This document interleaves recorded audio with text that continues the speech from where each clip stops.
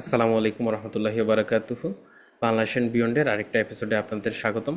আজকে আমাদের সাথে গেস্ট হিসেবে আসছেন জনাব জাবের উবায়েদ ভাই। জনাব জাবের উবায়েদ ভাই বর্তমানে ইউনিভার্সিটি অফ অক্সফোর্ডের মার্টন কলেজে একাডেমিক পজিশনে আছেন। উনি রিসেন্টলি ইউসিএল থেকে নিজের মাস্টার্স কমপ্লিট করেছেন। বর্তমানে তিনি অনেক একাডেমিক কাজ নিয়ে একাডেমিয়াতে কাজ করতেছেন। জনাব জাবের উবায়েদ ভাই, আসসালামু আলাইকুম। ওয়ালাইকুম সালাম রহমতুল্লাহ। ভাই, আমাদের আপনার বিজি শিডিউল থেকে সময় দেওয়ার জন্য ধন্যবাদ ভাইয়া। আমি খুবই আনন্দিত হয়ে আপনাদের সাথে যুক্ত হতে পেরেছি। আচ্ছা ভাইয়া, এখন আপনি কেমন আছেন? কেমন যাচ্ছে আপনার দিনকাল? আমি আলহামদুলিল্লাহ ভালো আছি। আর সম্প্রতি যেহেতু নতুন চাকরিতে জয়েন করেছি, মাঝখানে কিছুদিন গ্যাপ ছিল। আর সো প্রথম দিকে শুরুর দিকে একটা যক্ষি ঝামেলা যায়, অনেক প্রেশার যায়। সো ওই ট্রেনিং পিরিয়ড শেষ করছি। আলহামদুলিল্লাহ so far I am really enjoying, যে অনেক কিছু লার্ন করছি নতুন। তো এটা একটা দিক। আরেকটা দিক হচ্ছে আমি এর পাশাপাশি কিছু একাডেমিক অ্যাক্টিভিটিসে ইনভলভ আছি। আর আজকে আমার একটা কনফারেন্সে একটা অ্যাবস্ট্রাক্ট অ্যাকসেপ্টেড হয়েছে কনফারেন্সের জন্য। তো সেটা নিয়েও আমি অনেক এক্সাইটেড যে একটা প্রাইমারি ডেটা নিয়ে কাজ করব বাংলাদেশেই, ইনশাল্লাহ। তো এটা নিয়েও আজকে কিছু কাজ করছিলাম। উইকেন্ড, বিশেষ করে স্যাটারডে সানডে, এই সময়গুলা এই ধরনের কাজগুলোতে বেশি স্পেন্ড করি।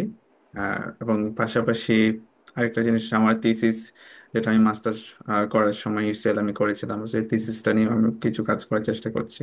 তো কিছু মানুষের সাথে সেগুলো নিয়ে ডিসকাশন হচ্ছিল। সো এইভাবে করে টাইম যাচ্ছে, নতুন কিছু জানছি, শিখছি, অ্যান্ড এনজয় করছি। ভাই, আপনি তো ইউসিএলে যে মাস্টার্স করছেন সেটা সেভেনিং স্কলারশিপের মাধ্যমে। আপনি একজন সেভেনিং অ্যালামনাই, স্কলারশিপের অ্যালামনাই।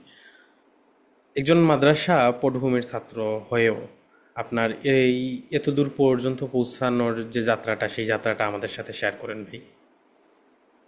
ওকে। প্রথমত হচ্ছে, মাদ্রাসা থেকেও আহ, এমন ধরনের অপরচুনিটি কেউ পেতে পারে, ইজ নট অ্যাবনর্মাল, এক্সেপশনাল। এটা আই থিঙ্ক একটা নর্মাল জিনিস। জিনিসটাকে আমরা যেটা করি, আমরা মনে করি যে, আমরা দেখি যে মাদ্রাসা এডুকেশনে মানুষ অনেক বেশি বঞ্চিত থাকে, অনেকটা পিছিয়ে পড়া থাকে।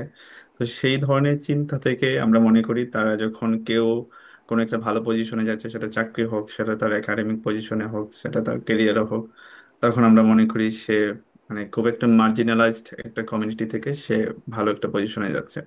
তো এই জিনিসটা আমাদের সমাজে যেহেতু মাদ্রাসা এবং এই ধরনের প্রতিষ্ঠানগুলোকে একটু মার্জিনালাইজড অথবা ব্যাকওয়ার্ড, পিছিয়ে পড়া সেভাবে চিন্তা করা হয়, তখন আমাদের মধ্যে এই ধরনের ফ্যাসিনেশনটা তৈরি হয় যে মাদ্রাসা থেকে কেউ সামনের দিকে যাচ্ছে, ইউনিভার্সিটিতে পড়ছে, অথবা ভালো কোনো অপরচুনিটিতে পাচ্ছে, তখন এটাকে আমাদেরকে অনেক বেশি এক্সাইটিং কিছু মনে হয়। তো আমার কাছে জিনিসটা খুব বেশি এক্সাইটিং না, কিন্তু ডেফিনেটলি এই যে সামথিং ইন্সপায়ারিং, যে যেহেতু আমাদের বর্তমানে পরিপ্রেক্ষিতে মাদ্রাসা এখনো পিছিয়ে পড়া, মাদ্রাসার বিভিন্ন সুযোগ সুবিধা সরকার বলেন বা অন্যান্য উম, যে জায়গা থেকে তারা সাপোর্ট পাওয়ার কথা, সেগুলো থেকে এখনো বিভিন্ন দিকে বঞ্চিত। তো সেই জায়গা থেকে ডেফিনেটলি আমার এতটুকু পর্যন্ত আসা, এটা অনেকের জন্যই অনেক প্রেরণার, উৎসাহজনক। তো আমি আমার জায়গা থেকে বলবো যে, হ্যাঁ, এটা একটা জিনিস হচ্ছে যে আমি আসতে পেরেছি, আমার একটা ভিশন ছিল, একটা ড্রিম ছিল। পাশাপাশি আমি অনেক ইনফর্ম ছিলাম। আমি যখন ইন্টারমিডিয়েট পড়েছি, মানে আলিম পড়েছি, তখনকার সময় থেকে বিভিন্ন দিক থেকে কি কি জিনিস, অপরচুনিটিস আছে, এ ব্যাপারে খোঁজ খবর রাখতাম। ইউনিভার্সিটিতে ভর্তি হওয়ার পরেও বিভিন্ন সোশ্যাল হচ্ছে কো কারিকুলার অ্যাক্টিভিটিস, ওগুলোতে ইনভলভ থাকার মাধ্যমে দেখা যাচ্ছে আরো বেশি ব্যাপার স্যাপার গুলা জানাশোনা হয়েছে। তখনই দেখা যাচ্ছে যে আমার নিজের মধ্যে এই ধরনের ড্রিম, এই ধরনের ভিশন আসলে গ্রো করে, যে আমাকে সোসাইটির জন্য, দেশের জন্য, সমাজের জন্য আরো ভালো কিছু করতে হবে। তো সেই ভিশন থেকেই আমি আসলে চেষ্টা করতে থাকি কি কি অপরচুনিটিস আছে দেশের ভেতরে বাহিরে, সেগুলো এক্সপ্লোর করতে থাকি। শিবেনিং স্কলারশিপ ওয়ান কাইন্ড অফ, যে আমার এই যে লম্বা জার্নি, একটা ভিশনারি একটা জার্নি বা একটা ড্রিমের একটা জার্নি, সেই ড্রিমের একটা পার্ট।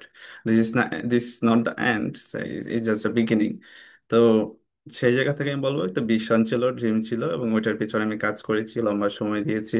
কিছু মানুষের সহযোগিতা ছিল, অনেক মানুষের মেন্টরিং, অনেক ধরনের তথ্য, অনেক ধরনের হেল্প, সবকিছুর মাধ্যমেই যে এই ধরনের জায়গাগুলোতে আসা হয়েছে। আমার স্বপ্ন, আমার ভিশন, সেগুলা পরিপূর্ণতার দিকে যাচ্ছে।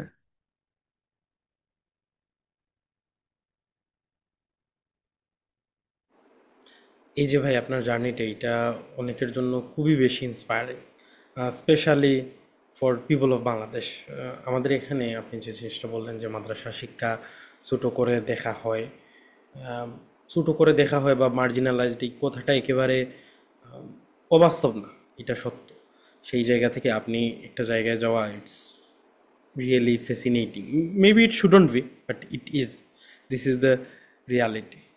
এই এই যে শিভেনিং স্কলারশিপের পাওয়ার যে ব্যাপারটা, এই ব্যাপারটা যে আপনার জন্য কি, এই আপনার নিজের খুব বেশি অ্যাক্টিভ থাকায় কো কারিকুলার অ্যাক্টিভিটিসে এই জন্য আপনি পেয়েছেন না? আমি যদি কোয়েশনটা আরও সিম্পল করি, যে আপনার এই যে এখন পর্যন্ত যাত্রা অর্জিত যে যাত্রা, এই যাত্রায় কি কি আপনাকে খুব বেশি ইনফ্লুয়েন্স করছে, বা কোন কোন জিনিসগুলো আপনার ইনফ্লুয়েন্সিং ফ্যাক্টর ছিল? ওকে।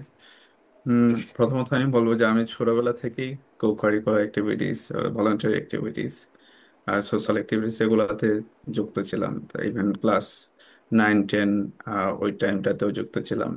আমি যখন দাখিলে পড়ি, তারপরে আমি যখন আলিমে পড়ি, আমি আমার প্রতিষ্ঠানের ভিপি ছিলাম, ছাত্র সংসদের নির্বাচিত ভিপি।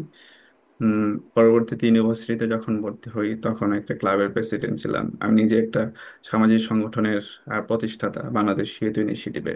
তো এই যে কমিউনিটি ইনভলভমেন্ট, এটা আমাকে একটা কমিউনিটির জন্য কাজ করা, কমিউনিটির জন্য ভালো কিছু করা, এইটার একটা ইন্সপিরেশন আমার মধ্যে জাগ্রত করেছে, গ্রো করেছে।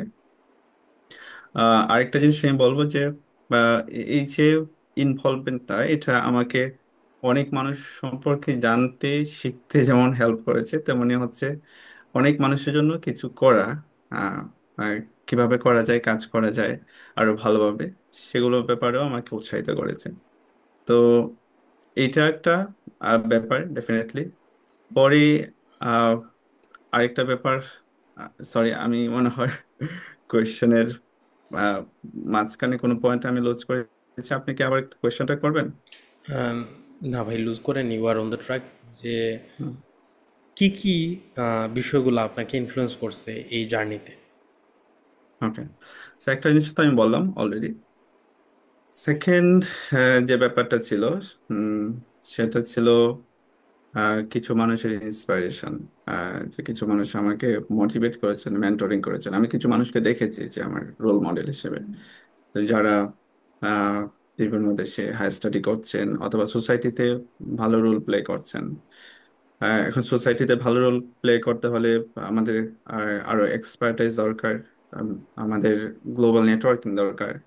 আর যেহেতু পৃথিবীটা অনেক কি বলবো, যে অনেক বেশি কানেক্টেড, অনেক বেশি গ্লোবালাইজড হয়েছে। তো সেই জায়গা থেকে আমাদের সেই নেটওয়ার্ক গুলো, অপরচুনিটিস গুলো, রিসোর্সেস গুলা, ওগুলাকে গ্যাদার করা, এগুলাকে ক্যাপিটালাইজ করে এগুলোর মাধ্যমে সমাজের জন্য, দেশের জন্য ভালো কিছু করা। তো এইটাই যে একটা সোশ্যাল ক্যাপিটাল, সোশ্যাল ক্যাপিটালকে আরো বেশি ক্যাপিটালাইজ করা, গ্যাদার করা, এটা সেকেন্ড আমি বলতে পারি। তার যে জিনিসটা হচ্ছে যে আমার আহ, পড়াশোনার প্রতি একটা আগ্রহ সবসময় ছিল। এখন আপনি যদি বলেন স্কলারশিপ, শিবির স্কলারশিপ, ডেফিনেটলি যাদের অনেকগুলা জিনিস একসাথে হয়, কিছু যোগ্যতা, তারাই শিবিনিং স্কলারশিপ পায়। সেখানে শুধুমাত্র একজন মানুষের একাডেমিক এক্সেলেন্সির মাধ্যমেই সেই শিবিনিং স্কলারশিপ পেতে পারে না। দেখা যাচ্ছে তার লিডারশিপ এক্সপিরিয়েন্স কেমন, তার ব্যাপারে যে তার যে রেকমেন্ডেশন যারা দিচ্ছেন, তারা কি বলছেন, কতটুকু পাওয়ারফুল মেসেজ তার ব্যাপারে দিচ্ছেন, আহ, কতটুকু স্ট্রংলি তার ব্যাপারে রিকমেন্ড করছেন, এই ব্যাপারগুলো ডিপেন্ড করে। তারপর কমিউনিকেশন স্কিল কেমন, যেহেতু পুরো অ্যাপ্লিকেশন প্রসেসটার অনেকগুলো স্টেজ পার হতে হয়, রিটেন অ্যাপ্লিকেশন, তারপর ইন্টারভিউ দিতে হয়, তো ওই প্রতিটা স্টেজেই তারা কমিউনিকেশন স্কিল গুলো দেখা যায়, আপনার নেটওয়ার্কিং ক্যাপাসিটি কতটুকু, তারপর আপনার একটা ক্লিয়ার ভিশন প্ল্যান আছে কিনা, যে যেটা আপনি আসলে মেটেরিয়ালাইজ করতে পারবেন স্কলারশিপ বলেন বা ওই ধরনের প্রোগ্রামগুলোর মাধ্যমে। তো সেই ক্লিয়ার ভিশন সেটা আমার ছিল, যেটা আমাদের প্রেজেন্ট করতে হয়েছে অ্যাপ্লিকেশনের মাধ্যমে। আহ, তো এই সবগুলা জিনিসের সমন্বয়ে আসলে স্কলারশিপটা আমি পেয়েছি। এবং ইউসিএল এর ইউসিএল তো আমার সেকেন্ড চয়েস ছিল, প্রথম চয়েস ছিল আমার ক্যামব্রিজ ইউনিভার্সিটিতে। তো ক্যামব্রিজ ইউনিভার্সিটিতে আমার অ্যাডমিশন হয়েছিল। তো পরে দেখা গিয়েছে আমি যখন কম্পেয়ার করছিলাম যে গ্লোবালি র্যাঙ্কিং এ কারা টপে আছে এডুকেশন স্ট্র্যাটেজির জন্য, তখন দেখা গেলো ইউসিএল এই সবচেয়ে ভালো করছে for the last 9 years consecutively, continuously. তখন ফাইনালি ডিসাইড করলাম যে ইউসিএল পড়বো। বাট হ্যাঁ, এই জিনিসগুলোই ছোট করে বললে যে আমার আমার ক্ষেত্রে অনুপ্রেরণা হিসেবে কাজ করেছে, আমাকে মোটিভেট করেছে, আমাকে ড্রিম দেখিয়েছে। ভাই, আমরা যখন আপনার ব্যাপারে রিসার্চ করতেছিলাম দেখলাম যে আপনি মাস্টার্সে থিসিস করেছেন মাদ্রাসা ব্যবস্থা নিয়ে। সেই ব্যাপারে যদি আমাদের কিছু বলতেন। ওকে, এটা একটা ইন্টারেস্টিং জার্নি যে আমি মাদ্রাসা এডুকেশন রিফর্ম কেন আমি চুজ করেছিলাম। আহ, এটা একটা ইন্টারেস্টিং কোয়েশ্চেন আমার মধ্যে হচ্ছিল। আমি প্রথমত কাজ করতে চেয়েছিলাম যে এইট পলিটিক্স যেটা হয় আর কি বাংলাদেশের ক্ষেত্রে, ইভেন অনেক ডেভেলপিং কান্ট্রিগুলোর ক্ষেত্রে, অনেক ডেভেলপ কান্ট্রির ডেভেলপমেন্ট পার্টনার্স যারা আছে তারা ওই দেশগুলোতে ডেভেলপিং কান্ট্রিগুলোতে এইড দেয়। হ্যাঁ, বিভিন্ন ধরনের অনুদান, আমরা যেটা বলি কি অনুদান দেয়, অনেক ধরনের সহায়তা, টেকনিক্যাল আর ফিনান্সিয়াল, লজিস্টিক। তো এই ধরনের বিভিন্ন কিছু দেয়। তো এটা যে পলিটিক্সটা ছিল সেটা নিয়ে আমি প্রথমত কাজ করতে চেয়েছিলাম, আর সেটা নিয়ে আমি বিস্তারিত প্রপোজাল লিখি। পরে আমাকে যখন সুপারভাইজার অ্যালোকেট করা হয়েছে, আমাকে যখন সুপারভাইজার অ্যাসাইন করা হয়েছে, তখন আমি যখন ওনার প্রোফাইল দেখছিলাম যে উনি কি কি বিষয় নিয়ে কাজ করেন, তখন দেখলাম উনি ইসলামিক এডুকেশন নিয়েও কাজ করেন, মাদ্রাসা এডুকেশন নিয়ে ওনার কিছু কাজ আছে। তখন আমি ভাবলাম যে আমি তাহলে আমার থিসিসের টপিক আমি চেঞ্জ করব। তো ওনার সাথে আমি কথা বলি, আমার সুপারভাইজারের সাথে।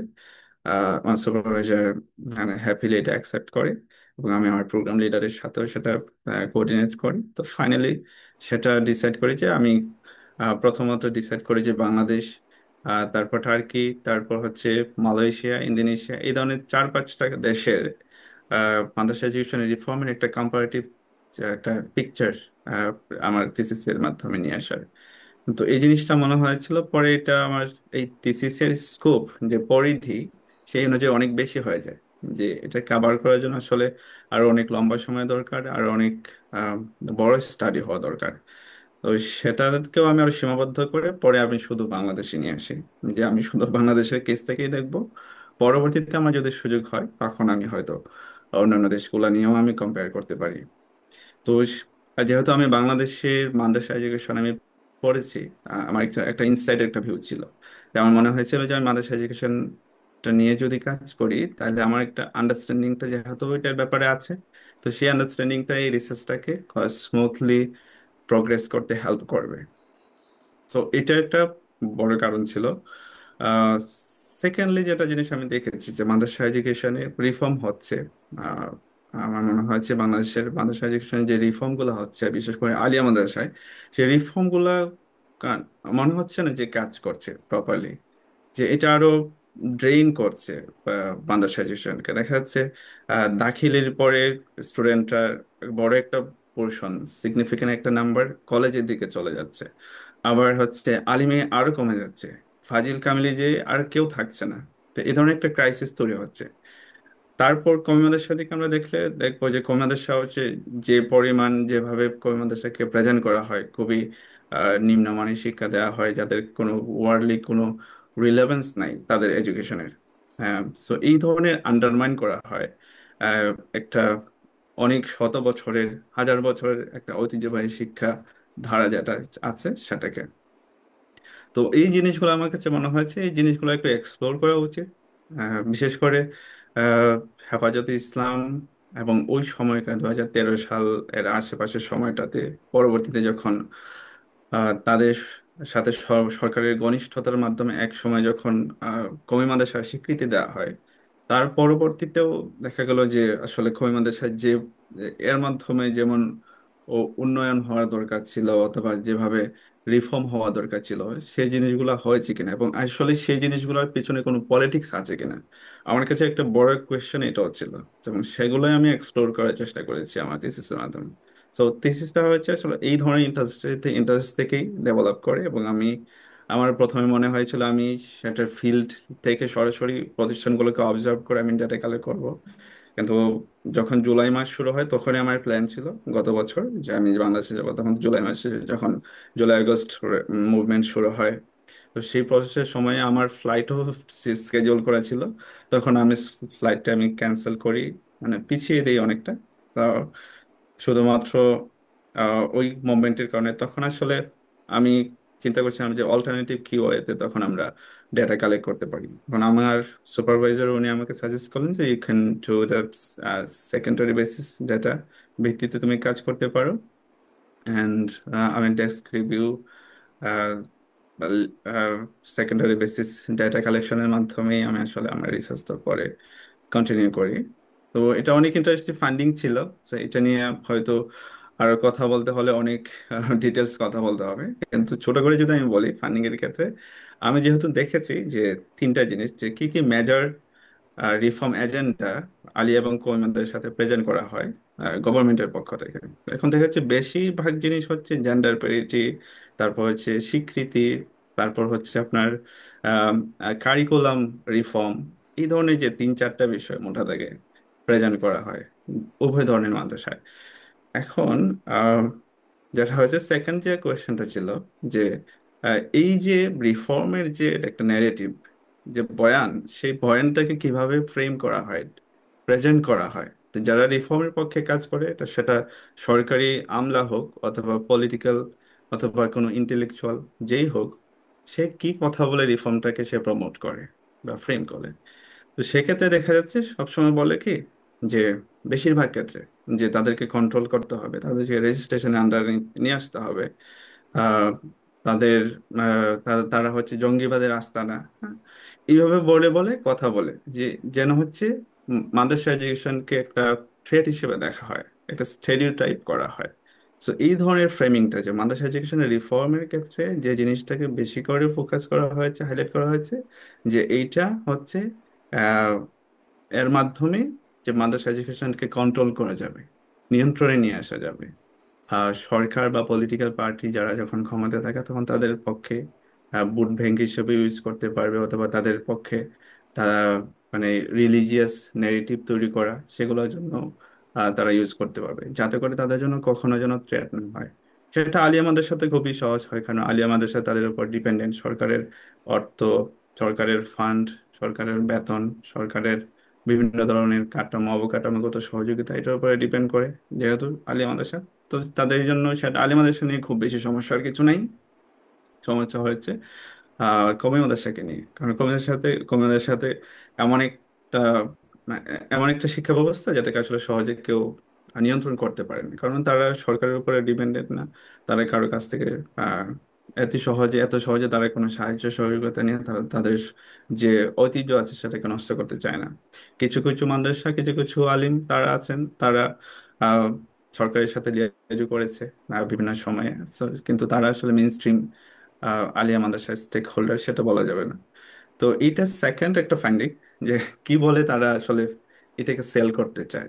তো সেল করার ক্ষেত্রে দেখা যাচ্ছে ডিহিউম্যানাইজিং ওয়ার্ড, আদারাইজিং যেটা বলে আদারিং করা, এই ধরনের ওয়ার্ড তারা ইউজ করে।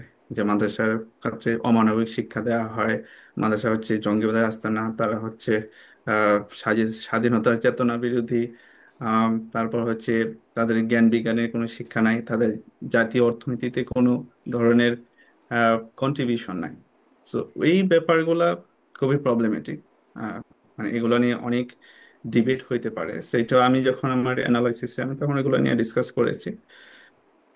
থার্ড যে ফান্ডিংটা ছিল আসলে কেন দুইটা মাদ্রাসা সিস্টেম দুইভাবে রিয়েক্ট করে। হ্যাঁ, যখন হচ্ছে রিফর্ম গুলোকে প্রেজেন্ট করা হয় কেন দুইভাবে রিয়েক্ট করে।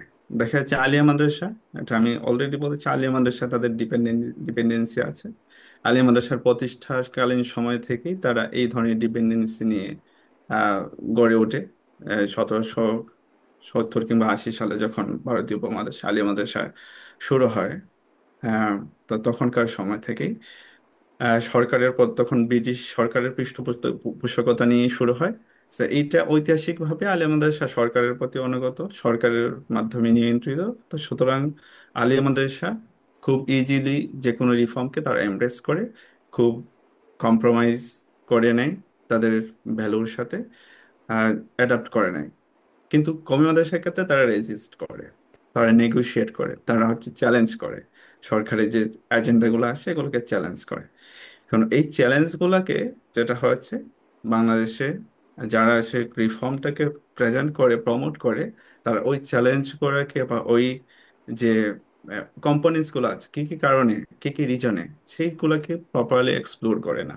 এখানে যে এটার যে অন্টোলজিক্যাল, আমরা যদি বলি ফিলোসফিক্যাল, হ্যাঁ, একটা একটা ফিলোসফিক্যাল যে একটা ডিফারেন্স আছে, মানে এটার একটা বেজ আছে, ওইটাকে আসলে কেউ মানে এক্সপ্লোর করে নাই। So, আমার রিসার্চে এই জিনিসটাই আসলে ফোকাস হয়েছে যে এডুকেশনের, মাদ্রাসা এডুকেশনের যে নিজস্বতা আছে, স্বকীয়তা আছে, এবং সেটাকে যদি কেউ রিফর্ম করতে চায় সেই স্বকীয়তাকে অস্বীকার করে না, নষ্ট করে না।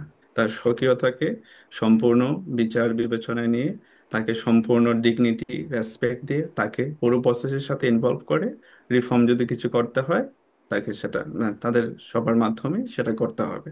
শুধুমাত্র আমি আমার জায়গা থেকে এজেন্ডা আমি চাপিয়ে দেব, সেটা বিভিন্ন আন্তর্জাতিক প্রতিষ্ঠান থেকে এজেন্ডা নিয়ে, অথবা দেশের ন্যাশনাল অথবা ডেভেলপমেন্ট বা ইকোনমিক্যাল প্রায়োরিটির সাথে অ্যাডজাস্ট করে আমি শুধুমাত্র কিছু এজেন্ডা চাপিয়ে দেবো, সেটা আসলে কাজ করবে না। তো সেটা করতে গিয়ে আলিয়া মাদ্রাসার ক্ষতি হয়েছে, এবং কমি মাদ্রাসারও ক্ষতি করার চেষ্টা করা হয়েছে। কিন্তু কমি মাদ্রাসা এগুলোকে অ্যাকসেপ্ট করে নাই। একই সাথে কমি মাদ্রাসা বিভিন্ন দিক দিয়ে পিছিয়ে আছে, যে সেই জিনিসগুলোকে প্রপারলি অ্যাড্রেস না করায় কমি মাদ্রাসা স্টিল পিছিয়ে আছে। কমি মাদ্রাসা নিয়ে ভালো রিফর্মের, কম্প্রিহেন্সিভ রিফর্ম করার সুযোগ আছে, কিন্তু সেটাকে কর্মীদের স্বকীয়তা, নিজস্বতা সবকিছু বজায় রেখেই করতে হবে। ভাই আপনি এই যে রিসার্চটা তো খুব রিসেন্টলি করছেন, আপনি কমই আলিয়া মাদ্রাসার সিস্টেমের, এডুকেশন সিস্টেমের খুব ডিপ অব্দি গেছেন। আপনার এই রিসার্চে কি ভাই এই যে রেজিস্ট্যান্স, মাদ্রাসা ভিত্তিক যে এডুকেশনের রেজিস্ট্যান্স বা সরকারের এগেনস্টে রেজিস্ট্যান্সের একটা তাদের যে টেন্ডেন্সি আছে, এই টেন্ডেন্সিটাও ফুটে উঠেছে। তো আপনি এই রিসার্চের পার্সপেক্টিভ থেকে 2013 এর শাপলাকে কীভাবে দেখেন? আচ্ছা, খুব ইন্টারেস্টিং কোয়েশ্চেন। এটা আসলে আমার রিসার্চে খুব বড় করে যে আসছে জিনিসটা এটা না। সো কিন্তু আমার লিটারেচার রিভিউতে এক দুইটা জিনিস এভাবে উঠে আসছে যে 2013 সালে যখন শাপলা চত্বরের আহ, গণজাগরণ মঞ্চের পরিপ্রেক্ষিতে যখন শাপলা আন্দোলন তৈরি হয়, আর সেই জিনিসটা সরকারের জন্য একটা বড় একটা চ্যালেঞ্জ ছিল।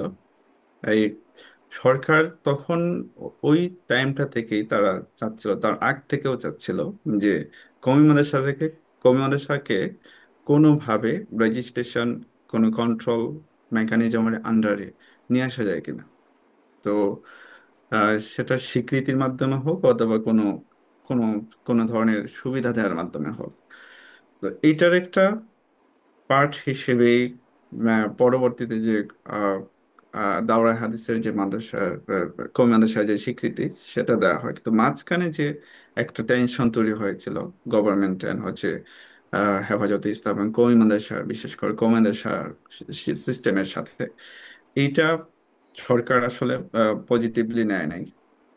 এটা তখনকার সময় থেকেই সরকার চিন্তা করে যে তাহলে ডেফিনেটলি তাদেরকে একটা একটা শিক্ষা তো দিতেই হবে, পাশাপাশি তাদেরকে আমাদের কন্ট্রোলে নিয়ে আসতে হবে। তো 2013 সালে শাপলার আন্দোলন, আহ, মে মাসে যে গণহত্যা হয়, তো সেই গণহত্যাটাও হচ্ছে ওই যে ওইটাকে ওই ধরনের শক্তি থেকে, মাদ্রাসা শক্তিটাকে যে রেজিস্ট করে। কারণ কওমি মাদ্রাসায় আপনি শুরু থেকেই কমিউনিস্ট হচ্ছে রেজিস্ট্যান্সের উপরে গড়ে উঠেছে। আমি মাঝে মাঝে বলি যে ডিকলোনিয়াল বি ঔপনিবেশিকরণ কোনো শিক্ষা ব্যবস্থা যদি থাকে, যেটা সব সময় যে কোনো উপনিবেশকে ব্রিটিশ রাজকে অনেক বেশি চ্যালেঞ্জ করেছিল, সেটা ছিল কমি মাদ্রাসা শিক্ষা। দেওবন্দ। তো কমি মাদ্রাসা একটা, হ্যাঁ, দেওবন্দি শিক্ষা, সেটার ভিত্তিতেই কিন্তু এই সেই সিলসিলার ভিত্তিতেই কিন্তু বাংলাদেশের এবং ভারতীয় উপমহাদেশের কমি মাদ্রাসা শিক্ষা ব্যবস্থা সেটা গড়ে উঠেছে। তো তার বীজেই, তার মূলেই এই রেজিস্ট্যান্সের একটা প্রভাব আছে। তো সবসময় সে রেজিস্ট করে, কাউকে সে কোনো কোয়েশ্চেন ছাড়া সে আসলে black and white say accept করে নেয় না। তো এইটাকে আসলে সব গভর্নমেন্টই একটা থ্রেট হিসেবে দেখেছে। এটা বাংলাদেশে যখন শুরুতে হয়েছে 1971-এর পরে, যখন ক্ষুদ্র থেকে ক্ষুধা শিক্ষা কমিশন হয়, এই ক্ষুদ্র থেকে ক্ষুধা শিক্ষা কমিশনেও কিন্তু মাদ্রাসা সিস্টেমকে মেইন স্ট্রিম এডুকেশনের সাথে মার্জিনালাইজ করে ফেলার, মার্জ করে ফেলার, সরি, মার্জ করে ফেলার ব্যাপারে তারা রেকমেন্ড করে। তো ওই টাইমটা থেকে যখন দেখেন সেকুলারিজম যখন প্রমিনেন্ট হয় বাংলাদেশের পলিটিক্সে, তখনই দেখা যাচ্ছে ওই কমি মাদ্রাসাকে দেখা হয় একটা আদারিং একটা সাইড হিসেবে, অথবা কমি মাদ্রাসাকে দেখা হয় একটা মার্জিনালাইজড একটা ট্রেড হিসেবে। একই সাথে মার্জিনালাইজড, একই সাথে ওরা ট্রেড হিসেবে দেখা হয়েছে। যে ওই সেকুলারিজম যে একটা ফিলোসফি আছে, ওইটাকে ট্রেড করে, ওইটাকে চ্যালেঞ্জ করে।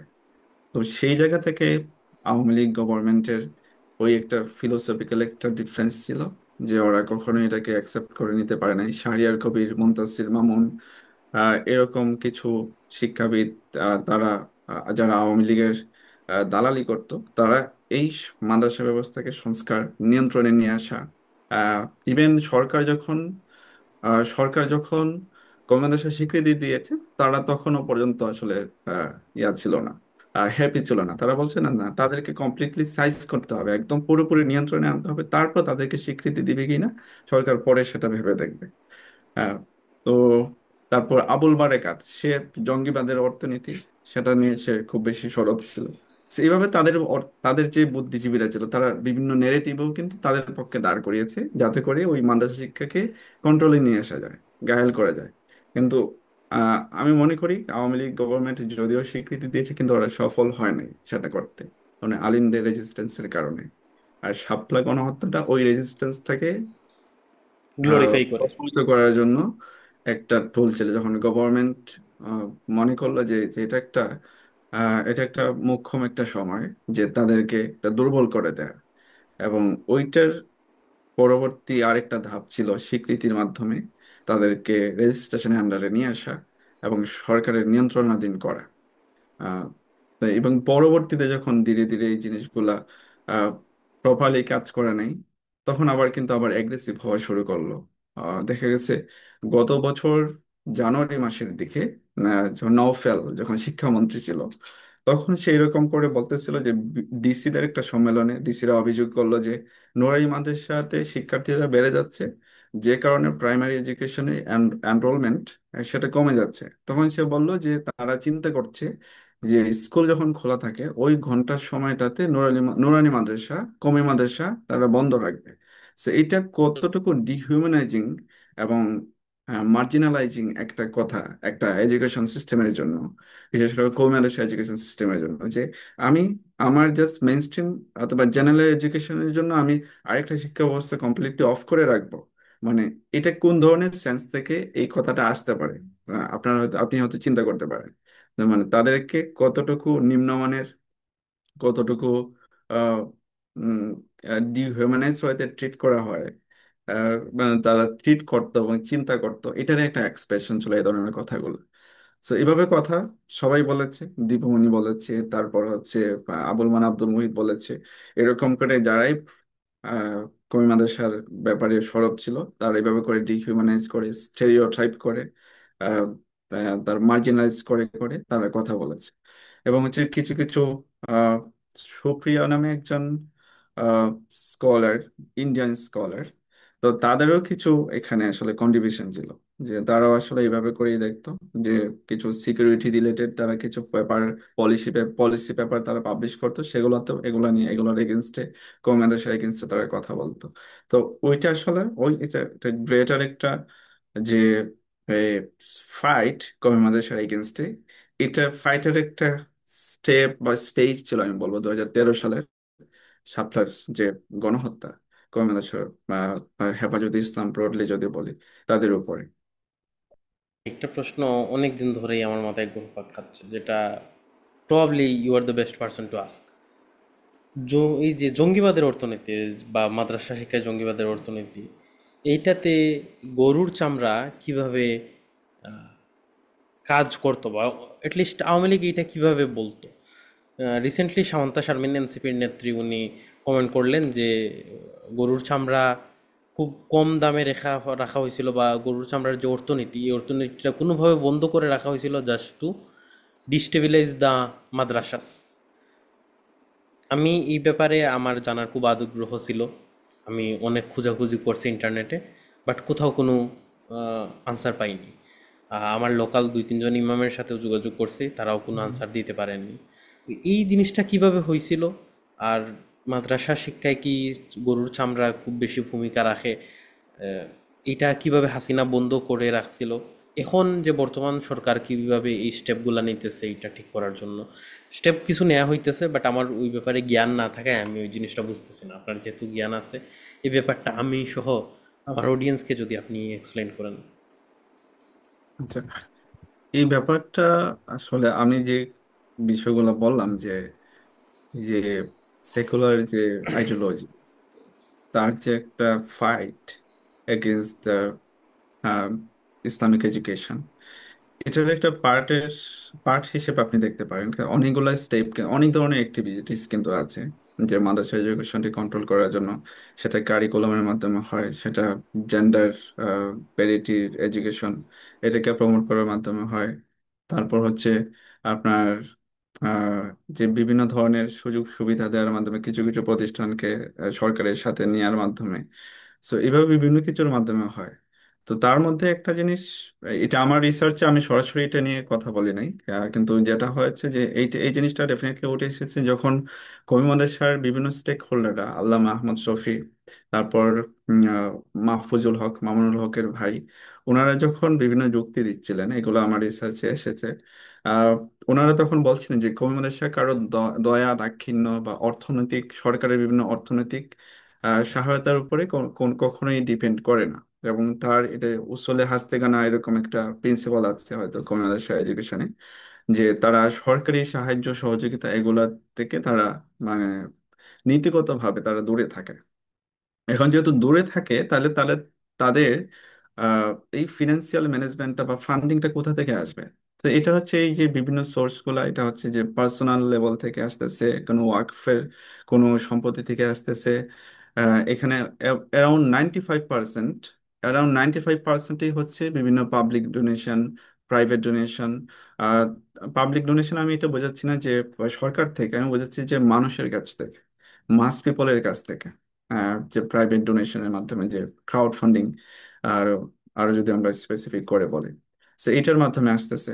দেখা যাচ্ছে আহ, কোনো ডোনার তার আহ, এই একটা পুরো মাদ্রাসার সারা বছরের এই খরচের দায় দায়িত্ব নিয়ে নিচ্ছে। তো এরকম করে আহ, এটা একটা সোর্স। পাশাপাশি হচ্ছে এই যে চামড়ার যে টাকাটা, তারপর হচ্ছে কিছু ওয়াজ মাহফিল হয় মাদ্রাসাগুলোর, এগুলা ছিল হচ্ছে অল্টারনেটিভ সোর্সেস অফ ইনকাম। আর এইটা ডেফিনেটলি একটা, যেহেতু ওই চামড়ার টাকাটা পুরোপুরি সবাই মাদ্রাসাতে ডোনেট করে দেয় জেনারেলি, সো এটা মাদ্রাসার একটা ইনকাম সোর্স ছিল, মেজর একটা ইনকাম সোর্স গুলোর মধ্যে একটা। তো এইটা একটা ডেফিনেটলি সরকার এবং হচ্ছে ওই যে সেকুলার আইডিওলজির একটা ফাইট এগেনস্ট ইসলামিক এডুকেশন, সে চিন্তা করে যে কি কি মাধ্যমে মাদ্রাসা এডুকেশনকে দুর্বল করা যায়। তো সেটার সাথে আপনি এটাকে রিলেট করতে পারেন যে চামড়ার যখন আহ, দাম কমে যাচ্ছে, তখন ওই যে তাদের একটা সোর্স অফ ইনকাম সেটা বাধাগ্রস্ত হচ্ছে। সেটা যখন বাধাগ্রস্ত হচ্ছে, তাদের নর্মাল ফ্লো অফ ইনকাম, পাশাপাশি তাদের অপারেশনাল কস্ট, ওগুলোতে অনেক কিছু আসলে মিনিমাইজ করতে হচ্ছে। দেখা যাচ্ছে কম বয়সে একজন স্টুডেন্ট, তাদের যে হোস্টেলগুলো থাকে এগুলোতে অনেক নিম্নমানের খাবার দেওয়া হয়, কিন্তু ওরা যে খুব ভালো খেয়ে বেঁচে থাকে।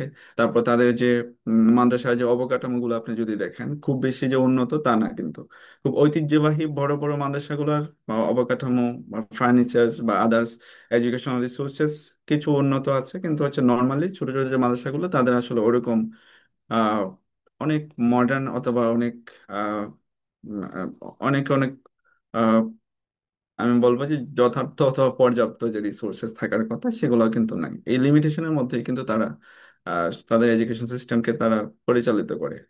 তো এইটা একটা ডেফিনেটলি যে আপনি ওইটার সাথে আপনি লিঙ্ক করতে পারবেন। আমি সরাসরি এটা নিয়ে আমি actually আমার রিসার্চ আমি ডিসকাস করি না এবং ওটা আসেও নাই, কিন্তু এটা একটা লিঙ্ক আপনি ডেফিনেটলি পাবেন, যেহেতু এটা লং ফাইট এগেনস্ট মাদ্রাসা এডুকেশন। এবং প্রতিটা স্টেপ প্রতিটা এলিমেন্টকেই তারা কাজে লাগানোর চেষ্টা করেছে। এটা সরকার আহ, যখনই সম্ভব হয়েছে সেটা করার চেষ্টা করেছে। ইভেন সে এপিস্টেমিক, আমি এপিস্টেমিক ভায়োলেন্স নিয়ে কথা বলেছি, যে এপিস্টেমের জায়গা থেকে যে আপনার নেরেটিভ এর মাধ্যমে কিভাবে লেখালেখির মাধ্যমে অথবা মিডিয়ার বিভিন্ন বক্তব্যের মাধ্যমে হোক, কিভাবে মাদ্রাসা এডুকেশন থেকে এডুকেশনটাকে ছোট করা যায়, সেটা তারা চেষ্টা করেছে। একই সাথে তারা আহ, সরাসরি এপিস্টেমিক ভায়োলেন্স তো করেছে, সরাসরি যেমন ফিজিক্যাল ভায়োলেন্সও করেছে 2013 সালের শাপলা গণহত্যা। এবং বিভিন্ন সময় যে মোদি যখন এসেছিল পরবর্তীতে, সেটা কত সালে আমার এক্স্যাক্টলি 17 সালে মেবি, তখনও কিন্তু মাদ্রাসা সিস্টেমের উপরে কমি মাদ্রাসা সিস্টেমের উপরে অনেক বড় ধরনের একটা অপারেশন আবার আসছিল। তাই না? যখন ওরা এপিস্টেমিক ভায়োলেন্স করেছে, ওরা সরাসরি ফিজিক্যাল ভায়োলেন্স করেছে, তারা সরাসরি ফিনান্সিয়াল ভায়োলেন্স আমি যদি বলি এটাকে, এই ধরনের ভায়োলেন্সের পথও কিন্তু ওরা গ্রহণ করেছে। মানে সব ধরনের ভায়োলেন্স, সব ধরনের যে বাধা তারা এখানে দেওয়ার চেষ্টা করেছে যে মাদ্রাসা এডুকেশনটাকে ডিস্টেবিলাইজ করার। সো আমি বলবো এটা হচ্ছে greater part of the fight against Madrasa education. বর্তমান যে সরকার, ইন্টারিম গভর্নমেন্ট যে স্টেপসগুলো নিচ্ছে, আপনার কি মনে হয় এগুলা enough to recover some of the damages that had been done? Ah সবকিছু আসলে ওরকম করে আহ, বলা যাবে না। এত সহজ, এত সহজে আসলে সেই ড্যামেজটাকে কন্ট্রোল বা ড্যামেজটাকে রিকভার করা আসলে পসিবল না। এটা হয়তো জাস্ট হচ্ছে চামড়ার টাকাটা আসলো, কিন্তু একটা এডুকেশন সিস্টেমকে যেভাবে আন্ডারম্যান করেছে লাস্ট 16 ইয়ার্স অথবা তার আরো লম্বা সময় ধরে বাংলাদেশে, সেই জিনিসটাকে যদি রিকভার করতেই হয় সরকারের উচিত ছিল আরো ভালোভাবে তাদের সাথে ঘনিষ্ঠভাবে কাজ করা, যে তাদেরকে আরো ইনভলভ করে তাদের পার্টিসিপেশন এনশিওর করে মাদ্রাসা এডুকেশনের কিভাবে তাদের আরো ভালো করা যায়, তারা কিভাবে আরো বেনিফিটেড হতে পারে সরকারের বিভিন্ন পলিসির জায়গা থেকে। সেই জিনিসগুলো কিন্তু হয় নাই, সম্পূর্ণ হয় নাই। শুধুমাত্র এই যে চামড়ার জিনিসটা ঠিক হলো, এটা ডেফিনেটলি পজিটিভ জিনিস। এটা শুধু মাদ্রাসা এডুকেশনের জন্য না, পুরো দেশের অর্থনীতির জন্য এটা তো এক্সপোর্টেড হবে, তাই না?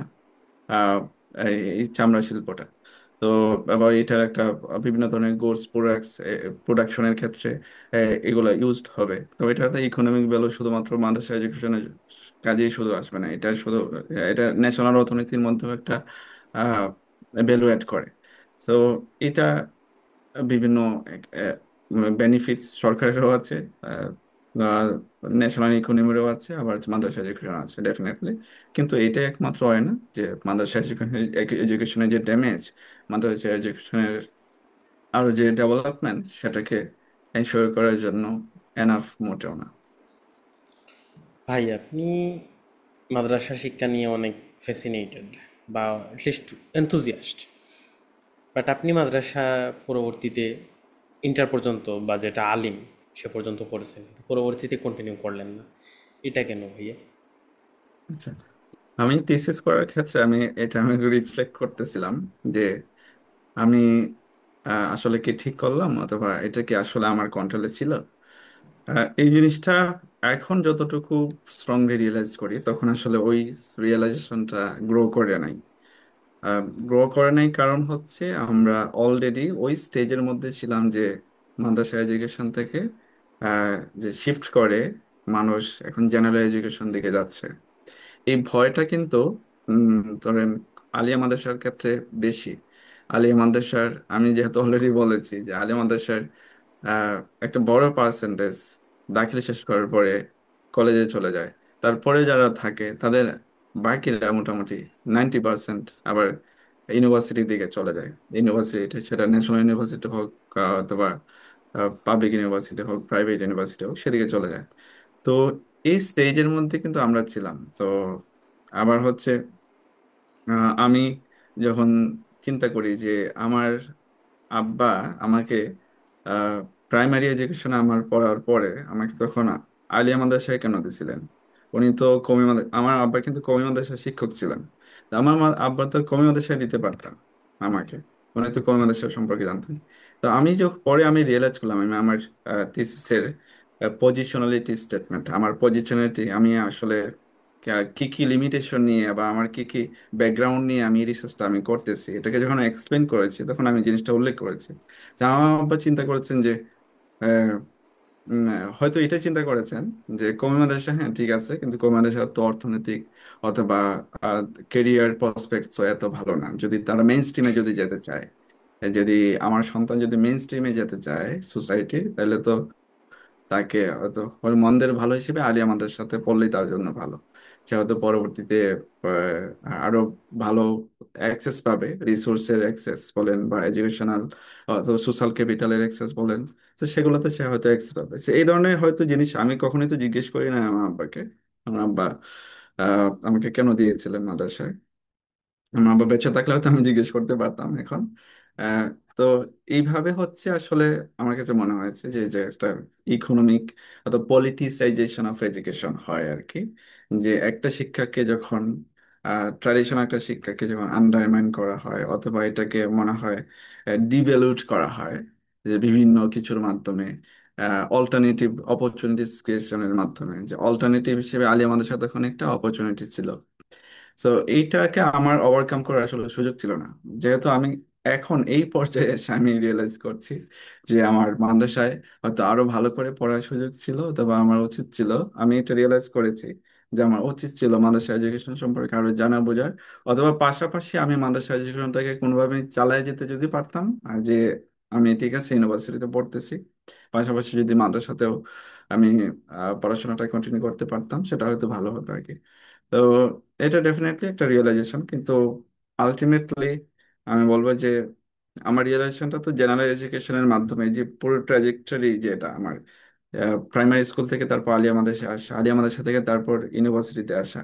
তো এই যে একটা শিফট জেনারেল এডুকেশন থেকে আবার মাদ্রাসা এডুকেশনে যাওয়া, মাদ্রাসা এডুকেশন থেকে আবার জেনারেল এডুকেশনে আসা, সো এটা ইনসাইড আর আউটসাইডের দুইটা যে একটা মিক্স একটা ভিউ, এটা আমাকে একটা ভালো একটা পার্সপেক্টিভ দিয়েছে। তো আমি আই থিঙ্ক যে এই কাজটা বা আমার এই রিয়েলাইজেশনটাকে মাদ্রাসা এডুকেশনের রিফর্মের জন্য অথবা এটার আরো ভালোর জন্য হয়তো আমি কাজে লাগাতে পারবো।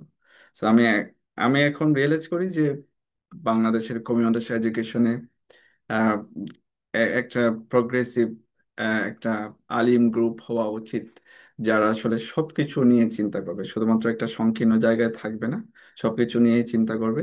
তারা নিজেদের যে স্বকীয়তা আছে সেটাকে সেটা প্রাউডলি ওন করবে, এবং ওন করার সাথে সাথে তারা সেটাকে প্রমোটও করবে। এবং অন্যদের মধ্যে যে কম্পিটিটর হিসেবে নিজের এক্সেলিংসটাকে সে শো করবে।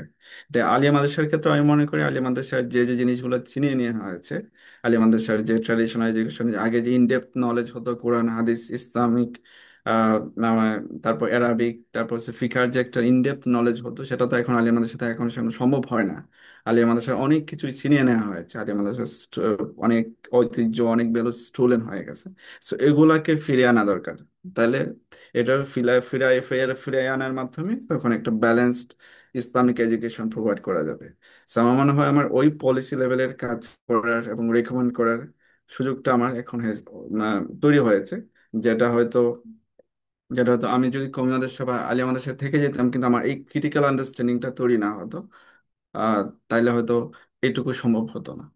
তো সবকিছু মিলে আলহামদুলিল্লাহ যে আমি রিগ্রেট করি না, বাট আমার কাছে মনে হয় ডেফিনেটলি আমার আলিয়া মাদ্রাসা অথবা কমি মাদ্রাসা যে কোনো এডুকেশন সিস্টেমে আমার হাই স্টাডি কন্টিনিউ করে যাওয়া উচিত ছিল।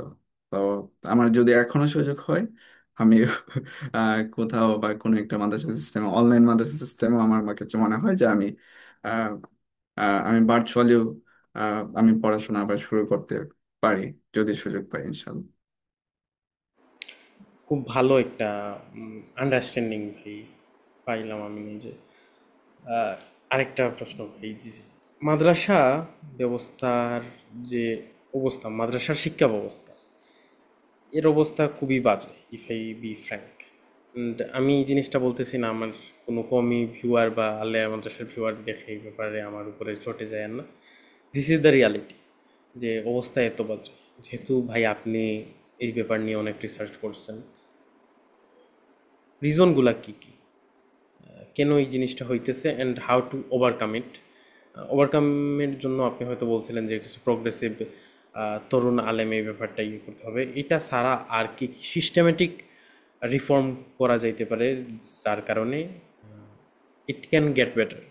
আমি যদি কনটেক্সটের জন্য বলি তাহলে রিসেন্টলি ডক্টর ইউনূস যখন কাতারে গেছিলেন, তো কাতার হুম ফাউন্ডেশনের কাছে উনি হেল্প চাইছিলেন যে মাদ্রাসা ব্যবস্থাকে উন্নত করার জন্য। তো এইসব ইনিশিয়েটিভগুলো কিভাবে হেল্প করতে পারে মাদ্রাসা ব্যবস্থাকে উন্নত করার জন্য? হুম ডেফিনেটলি হেল্প করতে পারে। যে মাদ্রাসা এডুকেশনের রিফর্ম প্রসেসের সাথে আপনি শুনে অবাক হবেন যে কি কি ধরনের ডেভেলপমেন্ট পার্টনাররা সেখানে জড়িত। যেমন ব্র্যাকের মতো, আহ, যার বিরুদ্ধে ইসলামোফোবিয়ার এলিগেশন আছে, তো তারা তারা কাজ করছে। আর তারা তাদের থেকে আমি আমি সম্পূর্ণ বলবো না যে তারা খারাপ কাজ করছে, কিন্তু মানে তাদের কিছু রিজার্ভেশন আছে ডেফিনেটলি। তারপর হচ্ছে ইউএস এইড কাজ করছে, মানে ইউএস এইড ফান্ডেড, এডিবি কাজ করছে, ওয়ার্ল্ড ব্যাংকের কিছু ইনভলভমেন্ট আছে। তো সেই জায়গা থেকে যদি যার ইসলামের বা ইসলামিক নলেজ এডুকেশন এর ব্যাপারে পজিটিভ আন্ডারস্ট্যান্ডিং আছে, সে সেটাকে পজিটিভলি প্রমোট করতে চায়, এমন কোন ডেভেলপমেন্ট পার্টনার যদি এইটার প্রিফর্মের সাথে ইনভলভ হয়, ডেফিনেটলি মাদ্রাসা এডুকেশনের জন্য ভালো কিছু হতে পারে, অ্যাটলিস্ট বেটার দেন আদার ওয়েস্টার্ন ডেভেলপমেন্ট পার্টনার্স। তো এবং বাংলাদেশেরও ওয়েস্টার্ন সাপোর্টেড ডেভেলপমেন্ট পার্টনার্স যারা আছে তাদের চেয়ে ভালো হইতে পারে। এটা এটা একটা জিনিস আর কি। আর মাদ্রাসা এডুকেশনের যে আপনি যেটা বললেন যে একটা খারাপ অবস্থা, এটাকে আমরা আসলে খারাপ অবস্থা সব সময় মানে সাদা কালো ভাবে আমরা বলতে পারবো না। কিছু কিছু জিনিস ডেফিনেটলি আমরা যেটা বলতে পারি যে একটু আরো পজিটিভ সেন্সে বলবো, মাদ্রাসা এডুকেশনে আরো ইমপ্রুভমেন্ট দরকার। হুম ইমপ্রুভমেন্ট, অনেক অনেক ইমপ্রুভমেন্ট দরকার। যে আমরা যদি টার্কিশ মাদ্রাসা এডুকেশন সিস্টেমের কথা আমরা চিন্তা করি, মালয়েশিয়ান, ইন্দোনেশিয়ান, তারা কিন্তু ওরা মেইন স্ট্রিমের সাথে ওরা মাদ্রাসা এডুকেশন সিস্টেমটাকে নিয়ে আসতে পেরেছে, ইন্টিগ্রেট করতে পেরেছে। তো কিন্তু আমাদের দেশে এখনো পর্যন্ত আমরা যাচ্ছি যে রিলিজিয়াস স্কলারশিপের যে জায়গাটা, মানে ধর্মীয় বিশেষত্বের যে জায়গাটা, সেই জায়গাটার মধ্যেই আমরা আটকে আছি। কিন্তু যে কম্বিনেশন যেটা যেটা যেটা দরকার, যে যেহেতু পৃথিবীর অনেক কিছু চেঞ্জ হয়েছে, সেটা যে দেওবন্দি মাদ্রাসা যখন 1860 সালের দিকে তৈরি হয়েছিল, সেই বাস্তবতা কিন্তু সম্পূর্ণ এখন নাই। সো সেই আলোকে কিন্তু অনেক কিছু আমাদের অ্যাডজাস্ট করা উচিত। কারণ এই যে বিশাল যে ফরচুন অলমোস্ট কি বলবো 14 থেকে 15 লক্ষ কমে দেশের শিক্ষার্থী, আহ আরো 40 মাদ্রাসার শিক্ষার্থী মিলে হয়তো সেটা আহ হবে 40 লাখের মতো হইতে পারে। সো এই যে বিশাল পরিমাণ শিক্ষার্থী, আহ তাদের তো একটা প্রসপেক্ট থাকবে, তাদের তো সোসাইটির ইন্টিগ্রেশনের ব্যাপার আছে। তাদের গ্রাজুয়েশনের পরে তারা সোসাইটিতে কিভাবে ইন্টিগ্রেটেড হবে, তারা কিভাবে সোসাইটিতে কন্ট্রিবিউট করবে। সো তারা যেন আরো ভালোভাবে সোসাইটির বাস্তবতা বুঝে সোসাইটিতে পজিটিভলি কন্ট্রিবিউট করতে পারে, এই ব্যাপারটা আহ, মাথায় নিয়ে ডেফিনেটলি আলিয়া মাদ্রাসা বলেন, কওমি মাদ্রাসা বলেন, তাদের সেই জায়গায় ইমপ্রুভমেন্ট সংস্কারের সুযোগ আছে। আহ, এখন কারা করবে, যে প্রবলেমটা যেটা হয়, যেটা বুমেরাং হয় আর কি, যে এটা আরো ব্যাকফায়ার করে। আমরা যেটা বলেছি যে মডেলে করা হয়, যে উপর থেকে চাপাইয়া দেওয়া হয়, এবং চাপাইয়া দেওয়া হয় তারা যা মনে করে তাদের জন্য ভালো হবে, পলিটিক্যালি তাদের ইন্টারেস্ট সার্ভ করবে। তো সেই ধরনের এজেন্ডাগুলো তারা চাপাইয়া দেওয়ার চেষ্টা করে, সেই ধরনের মানুষগুলোকে ম্যানিপুলেট করে, তাদেরকে ইউজ করে, কিছু কিছু স্টেক হোল্ডারকে তারা তাদের পকেটে নিয়ে আনে সরকার। সো এইটা করার মাধ্যমে তখন মাদ্রাসা এডুকেশনের মধ্যে সন্দেহ, সংশয়, তারপর কনফ্লিক্ট, ইন্টারেস্টের কনফ্লিক্ট অথবা বিভিন্ন টেনশনস, এগুলো তৈরি হয়। সো এটা ডিভাইড অ্যান্ড রুলকে প্রমোট করে। সো এটাকে মাদ্রাসা এডুকেশনকে ইন্টিগ্রেট করে যে ডেভেলপমেন্ট করার কথা সেটা করে না। রাদার যেটা হওয়া উচিত, হ্যাঁ, হওয়া উচিত যে মাদ্রাসা এডুকেশনকে তার সম্পূর্ণ সভরেন্টি দেওয়া, তাকে সম্পূর্ণ ইন্ডিপেন্ডেন্স দেওয়া, তাকে তার মতো করে চিন্তা করার সুযোগ করে দেওয়া, তাকে তার তাকে ডিগনিফাইড ওয়েতে প্রসেসের সাথে রিফর্ম প্রসেসের সাথে তাকে ইনভলভ করা। তো এই জিনিসগুলো হইতে পারে। তো এই জিনিসগুলো আপনার যখন ওয়েস্টার্ন থিঙ্কিং এর জায়গা থেকে যখন হয়, ওয়েস্টার্ন ডেভেলপমেন্ট পার্টনার্সরা যখন করে, দে ডোন্ট কন্টেক্সচুয়ালাইজ, যে তারা জিনিসটাকে ওই প্রেক্ষাপটের আলোকে, কনটেক্সটের আলোকে যে ওইভাবে অ্যাডাপ্ট করে নেয় না। তারা কি করে, আমি এটা বলেছি আমার রিসার্চে, যে তারা পলিসি বড় করে অ্যান্ড পলিসিকে ল্যান্ড করায় ওই দেশে। ওয়ান সাইজ ফিটস অল, যেটা বলে যে একই সাইজের একই রকমের জিনিস, বিভিন্ন বেস্ট প্র্যাকটিসেস হয়তো বিভিন্ন দেশে কাজ করেছে। মানে ইউএস এটার একটা প্রজেক্ট ছিল পাকিস্তানে। পাকিস্তানের কি প্রেক্ষিতে ওরা এই প্রজেক্টটা করেছিল, যে পাকিস্তানের সন্ত্রাসবাদ থেকে, ওয়ার অন টেররের যে প্রজেক্ট হিসেবে সন্ত্রাসবাদকে দমন করার জন্য পাকিস্তানের গোয়েন্দা শাখাকে রিফর্ম করার পার্ট হিসেবে করেছিল। তো সেটা ইউএস এইডের এই ধরনের হয়তো কিছু প্র্যাকটিসেস ছিল। ওরা হয়তো কিছু বেস্ট প্র্যাকটিসেস পেয়েছে, যেখানে হচ্ছে ইসলামিক আইডিওলজিকে কন্ট্রোল করা যায় অথবা ম্যানিপুলেট করা যায়। তো সেই পার্ট হিসেবে তারা হয়তো এই ধরনের চিন্তাগুলোকেই প্রমোট করবে। তারা যেহেতু এই ধরনের চিন্তাধারা, ফিলোসফি দ্বারা মোটিভেটেড। তো সেক্ষেত্রে কাতার ফাউন্ডেশন বলেন অথবা যারা পজিটিভলি এই জিনিসটাকে প্রমোট করতে পারে, তাদের ইনভলভমেন্টটা এডুকেশনকে পজিটিভ ডিরেকশনে রিফর্ম করবে, মাদ্রাসা এডুকেশনকে বিশেষভাবে। ভাই, খুব ভালো একটা ইনসাইটফুল আলোচনা এই ব্যাপারে।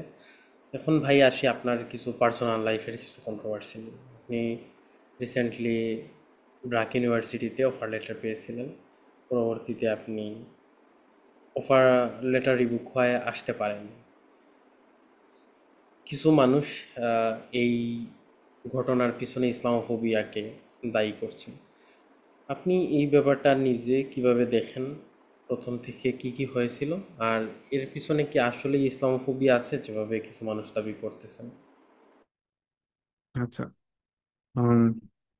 এখানে বিষয়গুলো আমি বিভিন্ন সময় ক্লারিফাই করেছি আমার ফেসবুক পোস্টে অথবা পত্র পত্রিকা যখন যারা আমার সাথে কথা বলেছে ওই ঘটনার পরিপ্রেক্ষিতে। আহ, যে আমি সরাসরি বলছি না যে এখানে মাদ্রাসা এডুকেশন ব্যাকগ্রাউন্ডের কারণে আমাকে বাদ দিয়েছে, অথবা আমার সাথে শুধুমাত্র ইসলামোফোবিক কোনো অ্যাটিটিউডের মাধ্যমে আমার অফার লেটার তারা বাতিল করেছে। এটা আমি সরাসরি বলবো না, কারণ মাদ্রাসা ব্যাকগ্রাউন্ডের ব্যাপারে তো ওরা জানতো, বা ওদেরকে আমি ইন্টারভিউতে আমি ক্লারিফাই করেছি। ওরা যখন আমার ডকুমেন্টস চেক করেছে, দেখেছে, তখন সেটা দেখেছে। সো আমার এক্সিলেন্সি, আমার কোয়ালিটি, কোয়ালিফিকেশনস এগুলোর ক্ষেত্রে মাদ্রাসা এডুকেশন কোনো ধরনের ব্যারিয়ার হওয়ার কথা না। ওই ফ্যাকাল্টিতেও কিছু মানুষকে আমি জানতাম বা জানি, যারা মাদ্রাসা এডুকেশন ব্যাকগ্রাউন্ড থেকে আসা, তারাও কাজ করছে। তো কিন্তু বড় সমস্যা হচ্ছে আমি যেটা বললাম, যে সেকুলার ফিলোসফি তারা ট্রেড মনে করে কখন, আপনি যখন তাদেরকে কোয়েশ্চেন করেন, ক্রিটিক করেন, যে তাদেরকে আপনি যখন চ্যালেঞ্জ ছুড়ে দেন। এই ক্রিটিক্যাল যে এডুকেশনটা, এটা তো মাদ্রাসা এডুকেশনেও বলেন, মাদ্রাসা এডুকেশনে তো ওরকম করে নাই যে ক্রিটিক্যালি থিঙ্ক করে, বিশেষ করে আলিয়া মাদ্রাসায়। আলিয়া মাদ্রাসা তো হচ্ছে আপনার সেকুলার ফিলোসফি যা প্রমোট করে সবকিছু কিছু অ্যাকসেপ্ট করে নেয়, এমব্রেস করে নেয় খুবই সহজে। তো ওইখান থেকে যারা গ্রাজুয়েট হয় তারাও সেটা করে, পরবর্তীতে লাইফ সবকিছুর সাথে অ্যাডজাস্ট করে করে, কম্প্রোমাইজ করে করে তাদের লাইফটা লিড করে নেয়। তো আমার কাছে যেটা মনে হয়েছে এবং যেটা আমি শুনেছি, যে আহ, তো এই যে বিশেষ করে আমার সোশ্যাল মিডিয়া অ্যাক্টিভিজম অথবা আমি একটা ক্রিটিক্যাল ভয়েস, এইটাকে তারা থ্রেট মনে করেছে। মানে এটা কিসের সাথে যোগ করে থ্রেট মনে করেছে, যে মাদ্রাসা এডুকেশন পাশাপাশি সে ক্রিটিক্যাল, সে প্রশ্ন করে, সে নেগেটিভের, আমরা যে নেগেটিভ, তারা যে নেগেটিভ এস্টাবলিশ করতে চায় সেটাকে চ্যালেঞ্জ করে বা করতে পারে। এই দুইটাকে অ্যাড করে আমার কাছে মনে হয়েছে যে একটা ডিসিশনে দে হ্যাভ রিচড আউট, যে তারা আমার অফার লেটার রিভিউ করবে। কিন্তু আমি এটা আমার স্পেকুলেশনের কথা বলছি, আমার সন্দেহের কথা বলছি। সো এটা তারা ভালো জানে, সবচেয়ে ভালো জানে তারাই। তো আমার কাছে মনে হয়েছে এটা। আবার মানুষ কেন মনে করছে, যে মানুষের কাছে মনে করার যথেষ্ট কারণ আছে। কারণ ব্র্যাকের বিরুদ্ধে আহ, তাদের ডোনার্স, যারা বিভিন্ন ইসলামোফোবিয়া বা ইসলামের এগেনস্টে বিভিন্ন ভ্যালুস কে প্রমোট করে, এই ধরনের এলিগেশন আছে। রিসেন্ট আরো ব্র্যাকের আরেকজন ফ্যাকাল্টিকে তারা রিভোক করেছিল উইদাউট গিভিং রিজনেবল কোনো গ্রাউন্ড ছাড়াই। ইমিডিয়েটলি করেছিল জুলাই আগস্ট আন্দোলনের আগ আগ মুহূর্তে। তো এই ধরনের বিভিন্ন প্র্যাকটিস, তারপর ব্র্যাকের ইনস্টিটিউশন হিসেবে তাদের মধ্যকার এমপ্লয়ীদের সাথেও তারা বিভিন্ন সময় ট্রিট করেছে। আমিও বিভিন্ন কেসেস আমি শুনেছি, আমার সাথে এই ঘটনা ঘটার পরে বিভিন্ন মাদ্রাসা ব্যাকগ্রাউন্ডের স্টুডেন্ট তারা আমাকে বলেছে যে তাদের মাদ্রাসা ব্যাকগ্রাউন্ডের কারণে তারা কি কি ধরনের ডিসক্রিমিনেশনের শিকার হয়েছে। সো এইটা আমার কাছে মনে হচ্ছে, হ্যাঁ, এটা আমি শিওরলি বলছি না যে আমার ক্ষেত্রে ভ্যালিড, কিন্তু অনেকের ক্ষেত্রেই ভ্যালিড সেটা ছিল। এবং স্টিল অনেক এভিডেন্সেস এর মাধ্যমে it could be proven they have to some extent of Islamophobia. আপনি অক্সফোর্ড ইউনিভার্সিটি ছেড়ে ব্রাকে আসতেই কেন চেয়েছিলেন ভাই? ওকে। আমার আমি যেহেতু একসময় টিচিং এ ছিলাম, প্রাইমারি এডুকেশনে, আমি টিচিং রিলেটেড আমার ট্রেনিং এও ছিল। আর আমার কাছে মনে হতো যে it could be more powerful to mentor someone uh, uh, to contribute to the teaching learning practices of Bangladesh. যে teaching learning practice is very transformative. যদি আসলে কেউ যদি আসলে সেটাকে ভালোভাবে কাজে লাগায়, একজন শিক্ষক অনেক কিছুই ট্রান্সফর্ম করতে পারে। সো এটা আমার কাছে সবসময় মনে হয় এটা একটা powerful tool. If you want to change the world, then it could be you could think about education could be the best tool। যে যে আপনার পৃথিবীকে চেঞ্জ করতে চান, মানুষকে চেঞ্জ করতে চান, সোসাইটিকে চেঞ্জ করতে চান। তো এই জিনিসটা আমার কাছে সবসময় প্রায়োরিটি ছিল। তো আমি যখন অক্সফোর্ডে আমি জয়েন করেছি অ্যাডমিনিস্ট্রেটিভ পজিশনে, বা আগের অ্যাডমিনিস্ট্রেটিভ পজিশনে যখন কাজ করেছি, আমার কাছে মনে হয়েছিল যে এটা একটা টু সাম এক্সটেন্ট আমি just doing some very routine job, routine activity আমি করছি। সে এটার মধ্যে খুব রিওয়ার্ডিং কিছু নাই। কিন্তু তার আগে অক্সফোর্ড ইউনিভার্সিটিতে জয়েন করার আগে আমি মাঝখানে 1 বছরের মতো আমি এখানে প্রাইমারি এন্ড সেকেন্ডারি স্কুলগুলোতে টিচিং অ্যাসিস্ট্যান্ট হিসেবে পার্ট টাইম আমি কাজ করতাম আমার পড়াশোনার পাশাপাশি। কিন্তু আমার কাছে এই জিনিসটা যে টিচিং অ্যাসিস্ট্যান্ট হিসেবে কাজ করা স্টুডেন্টদের সাথে, এইটাকে আরো বেশি, অনেক বেশি রিওয়ার্ডিং, ইন্সপায়ারিং, মোটিভেটিং মনে হতো আর কি। তো আমার আগের টিচিং এক্সপিরিয়েন্স, এখানে আমি আবার যে টিচিং হিসেবে কাজ করেছি, পাশাপাশি আমি দেখেছি যে বাংলাদেশের এডুকেশন সিস্টেমের বাস্তবতা, যে বাংলাদেশে একটা হাই এডুকেশন ইনস্টিটিউশনে কিভাবে স্টুডেন্টরা কতভাবে বঞ্চিত হচ্ছে। যারা এক্সিলেন্ট এডুকেশন পাওয়ার মতো বা পেতে পারতো, তারা একটা পুর এডুকেশন নিয়ে তারা বের হচ্ছে, যেটা তাদের পুরো লাইফকে ইম্প্যাক্ট করছে নেগেটিভলি। কিন্তু উল্টা দিকে আমি যখন দেখি আমার ইউকেতে আমি যখন আমার ক্লাস আমি পড়েছি, আমার টিচাররা কত আন্তরিক, আমার ডেভেলপমেন্টের জন্য তারা কত চেষ্টা করেছে। তারা কত কত পাওয়ারফুল ওয়েতে তারা টিচিং লার্নিংটাকে প্র্যাকটিস করে, কিভাবে এম্পাওয়ার করে একটা স্টুডেন্টকে, তার পুরো লাইফ, পুরো ওয়ার্ল্ড ভিউ চেঞ্জ করে দেয়, ট্রান্সফর্ম করে দেয়। সেই যে একটা ট্রান্সফরমেটিভ পাওয়ার অফ এডুকেশন, এইটার প্রতি আমার সবসময় একটা ফ্যাসিনেশন ছিল। আহ, তো আবার হচ্ছে আমি কোথাও যে কোনো জায়গায় যে আমি যে টিচিং এর অপরচুনিটি পাবো সেই সুযোগটা আমার জন্য নাই, কারণ আমি পড়াশোনা করেছি অনার্স মাস্টার্স পাবলিক অ্যাডমিনিস্ট্রেশন। আমার পাবলিক অ্যাডমিনিস্ট্রেশন ন্যূনতম ইন্টারেস্ট এখন আর নাই, কারণ আমি আমার পরবর্তী কেরিয়ার সম্পূর্ণ এডুকেশন আমি করেছি, আমার পরবর্তী 2টা মাস্টার্স আমার এডুকেশনের উপরে। সো আমি জাস্ট চেয়েছি এডুকেশনের আমার এই ব্যাকগ্রাউন্ড দিয়ে কেউ আমাকে নেবে এমন জায়গাতেই আমি যাব। তো দেখা যাচ্ছে ব্র্যাক ইউনিভার্সিটির অপরচুনিটিটাই আমার কাছে মনে হচ্ছে যে পারফেক্ট অপরচুনিটি, যে আমি আমার এখানকার যে যোগ্যতা, যে সেগুলো আমি কাজে লাগাতে পারবো, বা যে দক্ষতাগুলো আছে সেগুলো আমি কাজে লাগাতে পারবো, অক্সফোর্ড ইউনিভার্সিটিতে বা অন্যান্য জায়গায় যে কাজগুলো করেছি সেগুলোকে আমি ট্রান্সফার করতে পারবো। There could be some other opportunities in the future, but it could be a good start। তো সেই জায়গা থেকেই আমি আসলে ব্রেক ইউনিভার্সিটি থেকে জয়েন জয়েন করার চেষ্টা করেছি। আমার পারপাসটা ছিল এইটি, যে আমি সরাসরি টিচিং লার্নিং প্র্যাকটিস ইনভলভ হব, শুধুমাত্র অ্যাডমিনিস্ট্রেটিভ পজিশন থেকে কাজ করা সেটাকে আমি এনজয় করছি না বা করি না। আমি স্টিল এখনো আমি যেটা কাজ করছি কিছুটা অ্যাডমিনিস্ট্রেটিভ, কিছুটা টিচিং লার্নিং এর সাথে ইনভলভ, কিন্তু সরাসরি টিচিং লার্নিং এর সাথে না। তা আমার I am desperately looking for opportunity in the future, যে আমি হয়তো by the end of my education আমি পরবর্তী হাই এডুকেশনে পিএইচডি বা অন্য কিছু করার পরে আমি হয়তো আবার একাডেমিয়াতে বা টিচিং লার্নিং এ আমি ব্যাক করবো, টিচিং এ ব্যাক করবো। সো এইটাই ছিল আসলে মূলত কারণ যে আমার একটা মোটিভেশন, যে আমার টিচিং এর প্রতি একটা স্ট্রং পাওয়ারফুল একটা ইন্টারেস্ট, একই সাথে আমার লিমিটেড অপরচুনিটি, যেহেতু আমি অন্য কোথাও কোনো সুযোগ পাবো না। আমার পাবলিক অ্যাডমিনিস্ট্রেশনের ব্যাকগ্রাউন্ডে আমাকে এডুকেশনে কেউ নিবে না। এডুকেশনের সাবজেক্ট বাংলাদেশের হাতে গোনা 2-3টা ইউনিভার্সিটিতে আছে। আবার হচ্ছে আপনার যে কোনো সময় যে কোনো টাইমে সুযোগ কিন্তু আসে না। তো সবকিছু মিলে আমার কাছে মনে হচ্ছে this is the perfect time যে আমি ডেফিনেটলি এখানে ভালো বেতন পাচ্ছি, ভালো কাজের পরিবেশ। তো সেটা হচ্ছে আমার ভালো জিনিস আমার কাছে মনে হয়েছে। আমি যখন আমার দেশের স্টুডেন্টদের নিয়ে আমি সরাসরি কাজ করতে পারবো, তাদের তাদের লার্নিং প্রসেস আমি কন্ট্রিবিউট করতে পারবো, সেটাই আমার কাছে মনে হয়েছিল পাওয়ারফুল জিনিস। তার চেয়ে বেশি পাওয়ারফুল কিছু আমার কাছে কখনোই মনে হয় না এবং হবেও না। কারণ আমি আমার যতগুলো কাজ করেছি আমার থ্রুআউট দ্য ডিগ্রি, সবগুলো কাজে আমি বাংলাদেশ নিয়ে করেছি, একটা কাজ ছাড়া, একটা সাবজেক্টের অ্যাসাইনমেন্ট ছাড়া বাকি সবগুলো কাজেই আমি বাংলাদেশের এডুকেশন নিয়ে করেছি। আমার প্রথম সেমিস্টার থেকে টার্ম থেকে শুরু করে লাস্ট টার্ম পর্যন্ত থিসিস পর্যন্ত সবকিছু আমি বাংলাদেশ নিয়ে করেছি। So, এটা একটা আমার একটা একাডেমিক একটা অ্যাটাচমেন্ট তৈরি হয়েছে বাংলাদেশের সাথে। তো সেই জায়গা থেকেই আসলে আমার ওই ইন্টারেস্ট ছিল যে আমি ওইখানে জয়েন করব। ভাই, বাংলাদেশের একাডেমিয়াতে ইসলামোফোবিয়ার প্রভাবটা কেমন?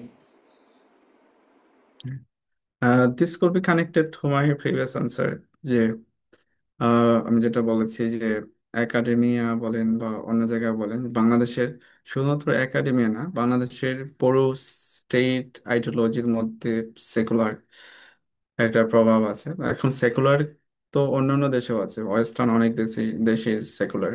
আমি যদি বলি যে ইউকের কথা, ইউকেও হচ্ছে আপনি যদি মনে করেন বিভিন্ন দিক থেকে ওরা সেকুলার। কিন্তু বাংলাদেশের সেকুলারিজমের একটা কন্টেক্চুয়ালাইজড একটা রূপ আছে, সেটা হচ্ছে ইসলামোফোব। তার মধ্যে ইসলামোফোবিয়ার এলিমেন্ট আছে, তার মধ্যে প্রো ইন্ডিয়ান এলিমেন্ট আছে। তো এখন প্রো ইন্ডিয়ান ইসলামোফোবিক এলিমেন্ট সেকুলারিজমের সাথে যখন যুক্ত হয়, সেটা তখন হচ্ছে ইসলামিক এডুকেশনকে থ্রেট হিসেবে দেখে। অথবা কেউ ইসলামের প্রতি সামান্য পরিমাণ ঝোঁক আছে, কোনো প্র্যাকটিস তার মধ্যে আছে, কোনো ভ্যালুস তার মধ্যে আছে, সেটাকে সে থ্রেট হিসেবে দেখে। এখন একটা প্রতিষ্ঠানে বা কেউ হয়তো একটা এমপ্লয়ি হিসেবে জয়েন করলো, না সে একাডেমিক পজিশনে না, সে একটা একাডেমিক ইনস্টিটিউশনে সে একটা অ্যাডমিন হিসেবে জয়েন করলো। সে যদি প্র্যাকটিসিং হয়, দেখা যাচ্ছে 5 ওয়াক্ত নামাজ পড়ছে, প্র্যাকটিসিং, আহ তারপর হচ্ছে যে কোনো ধরনের পার্টিতে সে যাচ্ছে না, different kind of certain kind of rules regulation boundary say maintain করে চলে, তখন এইটাকে কেউ কেউ উম, কেউ কেউ এটাকে এটা নেগেটিভলি নেয়। আর এটা হচ্ছে আমি যেটা বললাম একটা জেনারেল এনভায়রনমেন্টের কথা।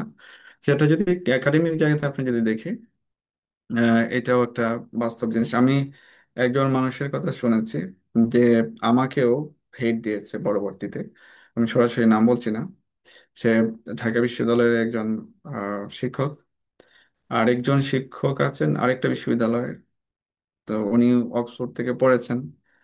আহ ওনার প্রতি সে, ঢাকা বিশ্ববিদ্যালয়ের যে শিক্ষক, সে প্রথমে তার প্রতি ইন্টারেস্ট মানে তার কাজের প্রতি ইন্টারেস্টেড ছিল, সে শিক্ষক কাজ করছে, তার এক রিলেটিভ আছে সেও এই সেক্টরে কাজ করছে করে, তাকে সে কানেক্ট করিয়ে দিবে, এরকম একটা ব্যাপার স্যাপার। কিন্তু পরবর্তীতে সে যখন জানলো যে না, তার ওই ওই অক্সফোর্ডের রিসেন্ট গ্রাজুয়েট সে, আহ, কিছুটা ইসলামিক অথবা এই ধরনের কোনো অ্যাটাচমেন্ট বা কানেকশন তার আছে, তো সেই জায়গা থেকে সে কমপ্লিটলি সে নিজেকে উইথড্র করে নিল পরে। তার সাথে ইন্টারেক্ট করা বা অন্য কিছু, মানে তার কমপ্লিটলি ডিফারেন্ট একটা রোল। সো এইভাবে যখন আহ, আবার একাডেমিয়ার আরো বিভিন্ন কাজেও এটা খুব দেখা যাবে যে এপিস্টেমিক ভায়োলেন্স হয়। এপিস্টেমিক আমি বললাম যে এই যে academic activities, teaching learning, educational জিনিস, নলেজ ক্রিয়েশন, প্র্যাকটিস, এগুলোর মাধ্যমে যে একটা ভায়োলেন্স করে একটা আদর্শের বিরুদ্ধে, এটাকে এপিস্টেমিক ভায়োলেন্স হিসেবে দেখতে পারেন আর কি। যে এই জিনিসটা বাংলাদেশে অনেক বেশি হয়, যে ইসলামকে একটা নেগেটিভ জিনিস হিসেবে, ইসলামকে শুধুমাত্র ব্যক্তি ক্ষেত্রে, ব্যক্তি জীবনের ক্ষেত্রে তাকে সীমাবদ্ধ করে রাখা, তাকে একাডেমিক জায়গাতে কন্ট্রিবিউট করতে না দেয়া। So, এই ধরনের একটা ডিরেক্ট ইনডিরেক্ট একটা ভায়োলেন্স চলতে থাকে বাংলাদেশে। তো সেটা সব জায়গাতেই আমরা রিয়েলাইজ করি, যে আমরা যদি কোনো একটা ইসলামিক জিনিস নিয়ে আমরা কাজ করতে চাই, তখন এই জিনিসটাকে আপনি সহজে কারো কাছে আপনি বলতে পারবেন না। যে ইভেন আমি এই যে মাদ্রাসা এডুকেশন নিয়ে কাজ করেছি, সেই এটা অনেকের কাছে, অনেক একাডেমিশিয়ানের কাছে এটা ইন্টারেস্টিং কোনো কিছু না। মাদ্রাসা এডুকেশন নিয়ে কাজ করে কি আছে, তো ওটা কি ওরকম কিছু। তো মাদ্রাসা এডুকেশন নিয়ে কাজ করলে তো তুমি করবা যে ওরা জঙ্গিবাদের অর্থনীতি ওরকম করে আহ নেগেটিভ গুলাকে তুমি দাঁড় করানোর চেষ্টা করবা, তো তখন এটা একটা ভালো রিসার্চ হইতে পারে। বাট মাদ্রাসা এডুকেশনের রিফর্ম এটাকে তুমি পজিটিভ সেন্সে, মাদ্রাসা এডুকেশনকে পজিটিভ পজিটিভ সেন্সে নিয়ে তাকে প্রমোট করার জন্য আহ আহ, ওইভাবে তুমি রিসার্চ করবা, সেটাকে আবার নেগেটিভলি দেখা হয়। সো দ্যাটস রিয়েলি ট্রু যে মাদ্রাসা সিস্টেম, ইসলামোফোবিয়া সবকিছু এক্সিস্ট করে বাংলাদেশের একাডেমিক এনভায়রনমেন্টে, ইনস্টিটিউশন, স্টেট ফিলোসফি, সবকিছুর ক্ষেত্রেই। যে মানে always it's a constant lifelong fight against Islamophobia. Hmm. তো যারা যারা কাজ করে, বিশেষ করে তারা পদে পদে অন্তর অন্তর তারা সেই জিনিসগুলো বুঝে বাধাগ্রস্ত হয়। এই জিনিসটা আছে। আবার আরেকটা জিনিস আমি বলতে পারি যে আমরা এডুকেশন ইনস্টিটিউশন গুলোতে আমরা দেখি যে আহ, বিভিন্ন সময় হয়েছে কিছু কিছু পাবলিক ইউনিভার্সিটি, প্রাইভেট ইউনিভার্সিটি, তারা হিজাব, ইসলামিক ড্রেস কোড ওগুলাকে ওরা নেগেটিভলি নিয়েছে। ওরা ড্রেস কোডের বিভিন্ন নিয়ম বেঁধে দিয়েছে যে এগুলো করা যাবে, এটা করা যাবে না। তারপর হচ্ছে বিভিন্ন শিক্ষক পরীক্ষার হলে শিক্ষার্থীদেরকে হেনস্থা করেছে, ভাইবা নেয় নাই সে হিজাব করে বিধায়। তো এইভাবে করে যে এই জিনিসগুলো, এই যে প্র্যাকটিস গুলো, এগুলো হচ্ছে manifestation of one kind of tension. যে একজন মানুষের মধ্যে যখন ইসলামোফোবিক টেনশন থাকে, সেটা তার নেগেটিভের মধ্যে, কথাবার্তার মধ্যে, একাডেমিক আলোচনার মধ্যে সে ফুটিয়ে তোলে। পাশাপাশি এটা এই ভায়োলেন্সটা সে তার কাজের মাধ্যমে সে প্রকাশ করে। তার মধ্যে একটা এপিস্টেমিক ভায়োলেন্স তার মধ্যে আছে। একই সাথে এই এপিস্টেমিক ভায়োলেন্সটাকে সে পরবর্তীতে যখন সে কাজ করে, সে যখন ডিল করে সরাসরি ওই উম, ইসলামিক একটা পার্সনের সাথে অথবা ইসলামিক ওরিয়েন্টেশন আছে এমন কারোর সাথে, তখনও সে সেই জিনিসগুলো এক্সপ্রেশন সে করে। এত ডিপ ইসলামোফোবিয়াকে ফেস করার আসলে উপায়টা কি? এই আপনার লেভেলের একজন একাডেমিকের সাথেও যদি এমন ইসলামোফোবিয়ার ম্যানিফেস্টেশন হয়ে থাকে, তাহলে নর্মাল মানুষ যারা আছে তাদের সাথেও অনেক বেশি হওয়ার কথা। এই এত ডিপ লেভেলের ইসলামোফোবিয়াকে আসলে ভাই ফেস করার উপায়টা কি? আমার ক্ষেত্রে আমি সরাসরি বলবো না যে না, কিন্তু আমি যেটা বলেছিলাম নাকি যে স্পেকুলেশন আছে। কিন্তু অন্যদের ক্ষেত্রে যেটা হয়, হয়েছেও, যে ইসলামোফোবি আচরণ, এই জিনিসগুলো তো খুবই কমন। দেখেন তো জানি সিস্টেমেটিক জায়গা থেকে কিভাবে করা হয় বা হয়তো আহ, ঢাকা বিশ্ববিদ্যালয়ের বা অন্যান্য বিশ্ববিদ্যালয়ের অ্যাডমিশন পলিসির মধ্যে যে কেউ মাদ্রাসা এডুকেশন থেকে আসলো, সেই সাবজেক্ট পাবে না, ওই সাবজেক্ট পাবে না, ওই অপরচুনিটি পাবে না, সেই অপরচুনিটি পাবে না। সে যখন পরবর্তীতে গ্রাজুয়েট হয়ে যখন চাকরি ক্ষেত্রে যায়, তার চাকরি পাওয়ার সম্ভাবনা অনেক অনেক কমে যায়। পুলিশ ভেরিফিকেশনে তাকে বাদ দেওয়ার সমূহ সম্ভাবনা থাকে। এখনো বাংলাদেশে আসলে এই ধরনের বাস্তবতাগুলা বিরাজ করে। সম্পূর্ণরূপে যে অবলিস্ট হয়ে গেছে শেখ হাসিনার পরে, সেটা কিন্তু না। সব ধরনের এলিমেন্ট গুলা কিন্তু ইনটেক আছে। ইনটেক আছে, ওগুলাকে আসলে কেউ হিট করে নাই, এগুলোকে কেউ আনস্টল করে নাই। সো এইটাকে আসলে ফেস করার জন্য একজন মানুষের অনেক স্ট্রং, পাওয়ারফুল কমিটমেন্টের মাধ্যমে প্রোয়েক্টিভলি সামনের দিকে কাজ করতে হবে। কারণ যারা ইসলাম, যারা এখন ইসলাম কি, ইসলাম তো বাংলাদেশের 90%, অলমোস্ট 90% মানুষের একটা রিলিজিয়ন, একটা বিলিফ, একটা লাইফস্টাইল, তাই না? তো সেটা তো একটা সোসাইটির এগেনস্ট স্ট্রাগল। যদি তুমি বা কেউ যদি সেটাকে সেটাকে ওই মানুষগুলোর থেকে ডিটাচ করে ফেলতে চায়, এটা স্ট্রাগল। ইভেন হচ্ছে এই যে রিসেন্টলি জুলাই আগস্ট আন্দোলনে যারা ভিকটিম হয়েছে আর কি, তাদের যে মেন্টাল হেলথ সাপোর্ট দেয়, মেন্টাল হেলথ সাপোর্টটা অনেকটা জেনারেল মেন্টাল হেলথ সাপোর্ট, সেটা হচ্ছে ওয়েস্টার্ন আইডিওলজির বেসিসে।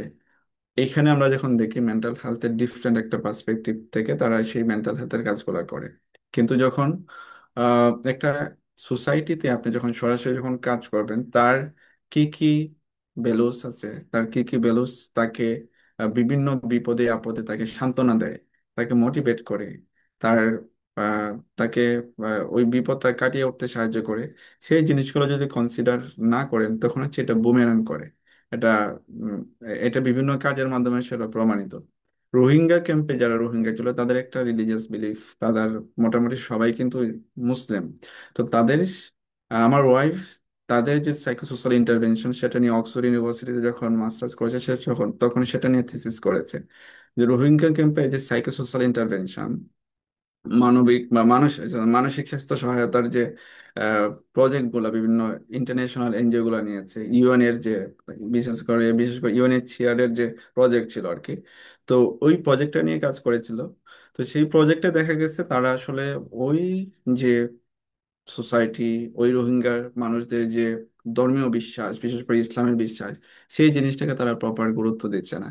কিন্তু ওই জিনিসটা দেখা গেছে ইনফর্মালি যারা কাজ করছে, আহ, তারা দেখছে যে তাদের মধ্যে এই ইসলামের বিভিন্ন প্রিন্সিপাল দিয়ে, ভ্যালুস দিয়ে তাদেরকে অনেক বেশি মোটিভেট করা যায়, অনেক বেশি তাদের মেন্টাল হেলথকে ডেভেলপ করা যায়, এবং এইগুলা অনেক প্রুভেন আর কি।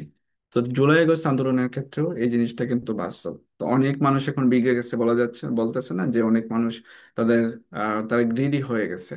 আহ, তারা ভিকটিম, কিন্তু ওই যে তারা গ্রিডি হয়ে গেছে, তারা শুধু টাকা চাচ্ছে, তারা যে আপনার ইনস্ট্যান্ট বেনিফিট চাচ্ছে।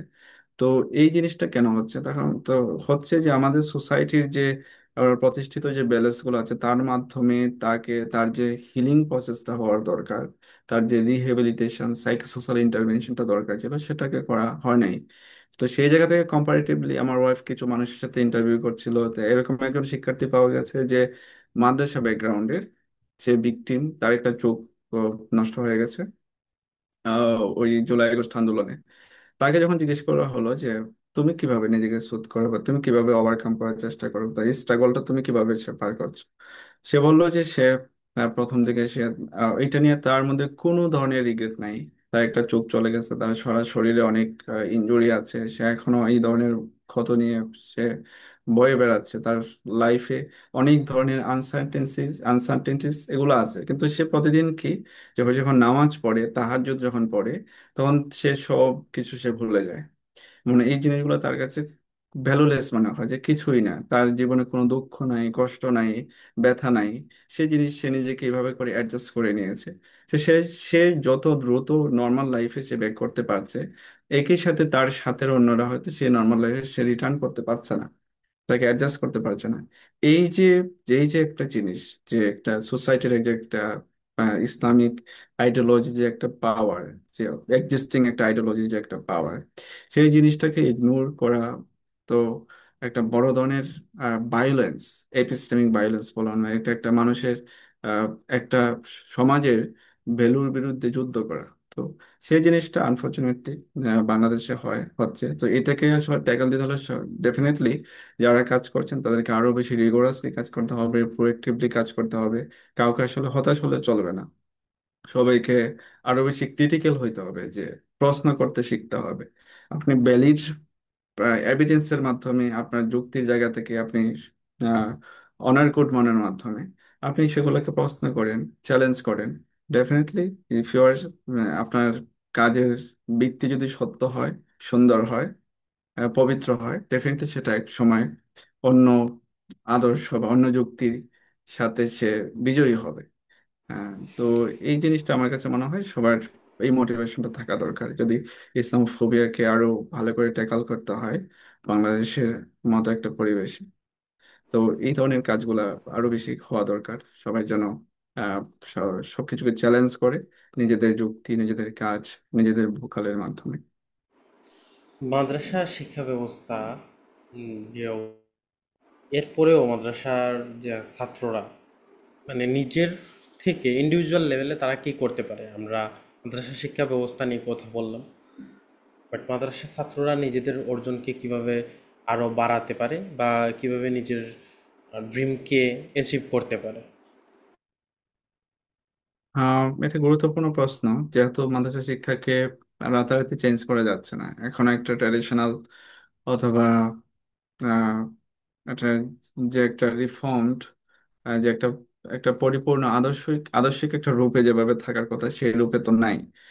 আহ, তো তার মধ্যে থেকেও মাদ্রাসা স্টুডেন্টরা আসলে নিজেরা নিজেদের ভিশনকে ঠিক করতে পারে, নিজেরা পারপাসকে ঠিক করতে পারে, নিজেদের লক্ষ্য আরো বেশি সুদূর প্রসারী করা, এই প্রথম কাজটা যদি করে, পরবর্তীতে হয়তো সে আর বিভিন্ন অপরচুনিটিস কি কি আছে, তাকে হয়তো বিভিন্ন কিছু শিখতে হবে, বুঝতে হবে, মানুষের সাথে মিশতে হবে, কথা বলতে হবে, সব ধরনের মানুষের সাথে, সব ধরনের পথের মতের মানুষের সাথে এনগেজ হওয়া, একটা টলারেন্ট একটা এনভায়রনমেন্ট ক্রিয়েট করা, এই জিনিসগুলা করা দরকার। বিশেষ করে কওমি মানুষের ক্ষেত্রে যেটা হয়, আমরা আহ ওই একটা গণ্ডির মধ্যে যেহেতু থাকি, আমরা হয়তো অনেক মত পথ এগুলাকে আমরা নার্চার করতে শিখি না। অনেককে আমরা হয়তো যতটুকু টলারেন্স নিয়ে ডিল করা দরকার সেগুলো আমরা করতে শিখি না। কিন্তু আমাদের হওয়া উচিত যে এই এই জিনিসগুলোর সাথে এনগেজ করা, ওই এলিমেন্ট গুলোর সাথে আমাদের টলারেন্ট কোএক্সিস্টেন্স যেটা, এটা এনশোর করা, যে সহাবস্থান নিশ্চিত করা। তখন দেখা যাবে কি, তখন একটা মাদ্রাসা এডুকেশনের একটা গ্রাজুয়েট যখন ওই পরিবেশে নিজের শ্রেষ্ঠত্ব, নিজের চরিত্র, নিজের সবকিছু পজিটিভিটি দিয়ে সে যখন ওই পরিবেশটাকে ইম্প্যাক্টেড করবে, তখন হচ্ছে অটোমেটিক্যালি অনেক কিছু চেঞ্জ হতে বাধ্য হবে। তো এই জায়গায় মনে হয় যে সবাইকে আহ, আরো বেশি নিজেকে পুশ করা, বাউন্ডারির বাইরে, আউট অফ দ্য বক্স এসে চিন্তা করা।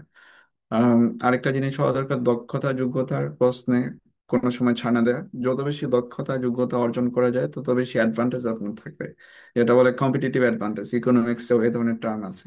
যে যত বেশি কম্পিটিটিভ অ্যাডভান্টেজ, যে আপনার তো সবসময় আপনি আপার হ্যান্ড থাকবেন এবং আপনি উইল বি দ্য কি বলে যে উইনার হবেন।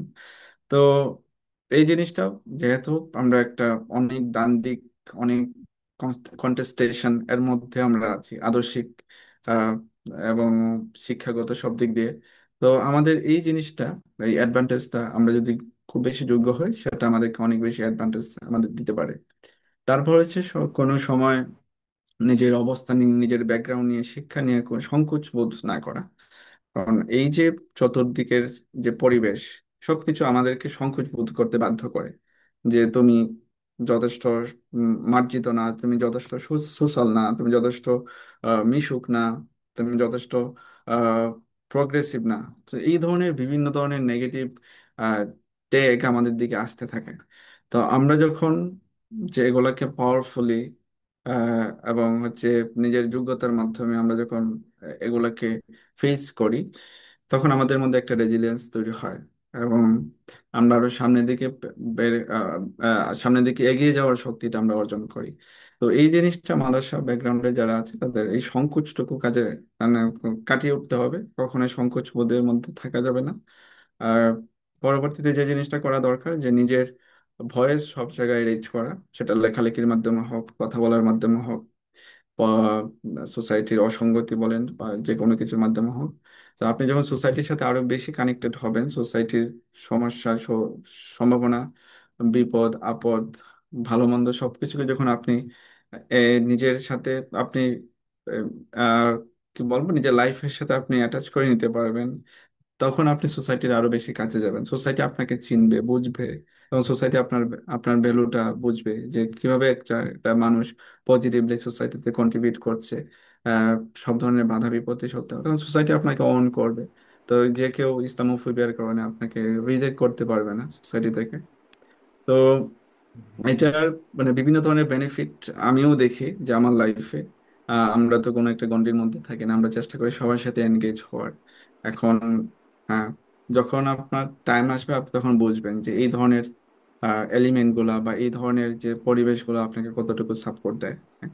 তো আমার এই যে ব্র্যাক ইউনিভার্সিটি এবং পরবর্তীতে যে আরেকটা আরো কিছু এলিগেশন নিয়ে আমাকে যখন অনেক ঘায়েল করার চেষ্টা করা হয়েছে, তো সব মতের পথের মানুষই কিন্তু আমার জন্য কথা বলেছে।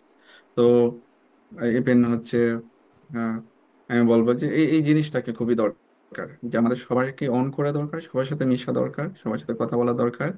দেন দে উইল ডিসাইড ফাইনালি যে আপনি আসলে কতটুকু ভালো মন্দ, আসলে আপনি কতটুকু সোসাইটির জন্য বেনিফিশিয়াল, নাকি কতটুকু আপনি সোসাইটির জন্য ঝুঁকিপূর্ণ।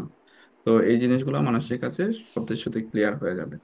তো আমার কাছে মনে হয় এই জিনিসগুলো, আর রোল মডেল হিসেবে তো আমাদের সামনে ইসলামের অনেক বড় বড় ব্যক্তিত্বরা আছেন, তো তাদেরকে রোল মডেল হিসেবে চিন্তা করলে তারা তো কখনোই আসলে কোনো কিছুতে থেমে যান নাই, তারা সবসময় সুদূর প্রসারী চিন্তা নিয়ে এগিয়ে গিয়েছেন।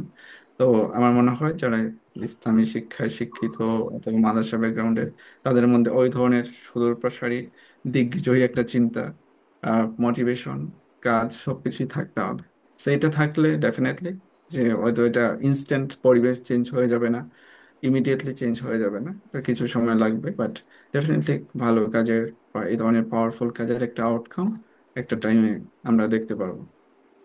থ্যাংক ইউ ভাই, ভালো একটা অর্কেস্ট্রেটেড প্রশ্নের উত্তর। আশা করি মাদ্রাসার ব্যাকগ্রাউন্ডের যে ভাইয়েরা এই উপদেশটা গ্রহণ করবেন। ভাই, আপনার প্রতি আমার লাস্ট প্রশ্ন, যেটা আপনার পার্সোনাল, আপনি পার্সোনালি কি বাংলাদেশে সামনে আর কোনো কাজ করতে চান? If yes, then what? হ্যাঁ, definitely I will take each and every opportunity and will capitalize on this, যে বাংলাদেশে কাজ করার জন্য। Um, I can mention one thing. Just I got a confirmation email from July conference. বাংলাদেশে হচ্ছে জুলাই মাসের 27 তারিখে, তো সেখানে আমার একটা অ্যাবস্ট্রাক্ট অ্যাকসেপ্টেড হয়েছে। তো আমি এখানে একটা রিসার্চ কন্ডাক্ট করছি, সেটা হচ্ছে কিভাবে বাংলাদেশের একটা ট্র্যাডিশনাল নন ক্রিটিক্যাল সাপ্রেসিভ বিভিন্ন দিক থেকে আমরা চিন্তা করলে একটা এডুকেশনের মধ্যে থেকেও কিভাবে একটা রেজিস্ট্যান্স, একটা মুভমেন্ট বের হয়ে আসছে। ওইখানে তো স্টুডেন্টরা ইনভলভ ছিল, তো কিভাবে তাদের এই ক্রিটিক্যাল একটা আন্ডারস্ট্যান্ডিং, পলিটিক্যাল কনসাসনেস তৈরি হয়েছে এই ট্রেডিশনাল টিচিং লাইনের প্র্যাকটিসের মধ্যে। তো আমি একটা রিসার্চ ইনশাল্লাহ 1-2 মাসের মধ্যে বাংলাদেশের স্টেক হোল্ডারদেরকে, রিসার্চ পার্টিসিপেন্টদেরকে ইনভলভ করেই করছি। তো এটা একটা মানে খুব ইমিডিয়েট, আপনি যদি জিজ্ঞেস করেন, এটা আমার ইমিডিয়েট একটা কাজ যেটা আমি এখনই প্ল্যান করছি কাজ করার জন্য। খুব দ্রুতই আশা করি রিসার্চটা ক্লোজ করব। তো এরকম কিছু প্ল্যান আছে, আর সামনে আরো কাজ ইনশাল্লাহ হবে। সো আমি অলরেডি কিছু মেন্টরশিপ এর কাজ করি, করছি মাদ্রাসা অথবা বাংলাদেশের থেকে যারা হায়ার এডুকেশন করে অথবা মাদ্রাসা এডুকেশনে যারা কাজ করে করতে চায়, তাদের সাথে আমাদের কমিউনিকেশন হয়। তো এই ধরনের বিভিন্ন কোলাবোরেশন, কোঅর্ডিনেশন এন্ড হচ্ছে নিজের সেলফ ইনিশিয়েটিভ, এইগুলো আছে। আসলে সামনে আরো এক্সপান্ডেড হবে এই কাজগুলো। সেইভাবে করে বাংলাদেশে যেভাবে যতটুকু যে সময়ে কন্ট্রিবিউট করা যায় সেভাবেই কন্ট্রিবিউট করার চেষ্টা করছি এবং করে যাবো ইনশাল্লাহ। থ্যাংক ইউ ভাই। উম, আজকের এই এপিসোডটা আমরা এখানেই এন্ড করতেছি। অনেক অনেক ধন্যবাদ ভাই আমাদের সাথে যুক্ত হওয়ার জন্য, আমাদের আপনার বিজি শিডিউল থেকে আমাদের সময় দেওয়ার জন্য। না, আ- আমি যদি ফ্রাঙ্কলি বলি যে এটা আমার জন্য অনেকটা এনলাইটেনিং ছিল, যে এই বিষয়গুলো নিয়ে কথা বলা, আপনার সাথে কিছু মতামত, ভিউজ এগুলো এক্সচেঞ্জ করা। তো এটা আমার জন্য অনেক ইন্সপায়ারিং ছিল, অনেক লার্নিং এর অনেক কিছু আমার ছিল। সো যারা দেখবেন বা দেখছেন এই পডকাস্ট, তাদের কোনো ফিডব্যাক থাকলে, আপনার আপনার মতামত থাকলে, দ্বিমত থাকলে, সেগুলা আপনারা আহ, এই এই চ্যানেলের মাধ্যমে জানানোর চেষ্টা করতে পারেন। আশা করি আমি পেয়ে যাব আমার কাছে যদি এই ধরনের মতামতগুলো আপনারা পাঠানোর চেষ্টা করেন। তো সেই আহ্বানটুকু থাকবে। আর সবার প্রতি অনেক অনেক শুভকামনা, ভালোবাসা থাকলো। অনেক অনেক ধন্যবাদ সবাইকে। প্রিয় দর্শক, আজকের মতো এখানেই বিদায় নিচ্ছি।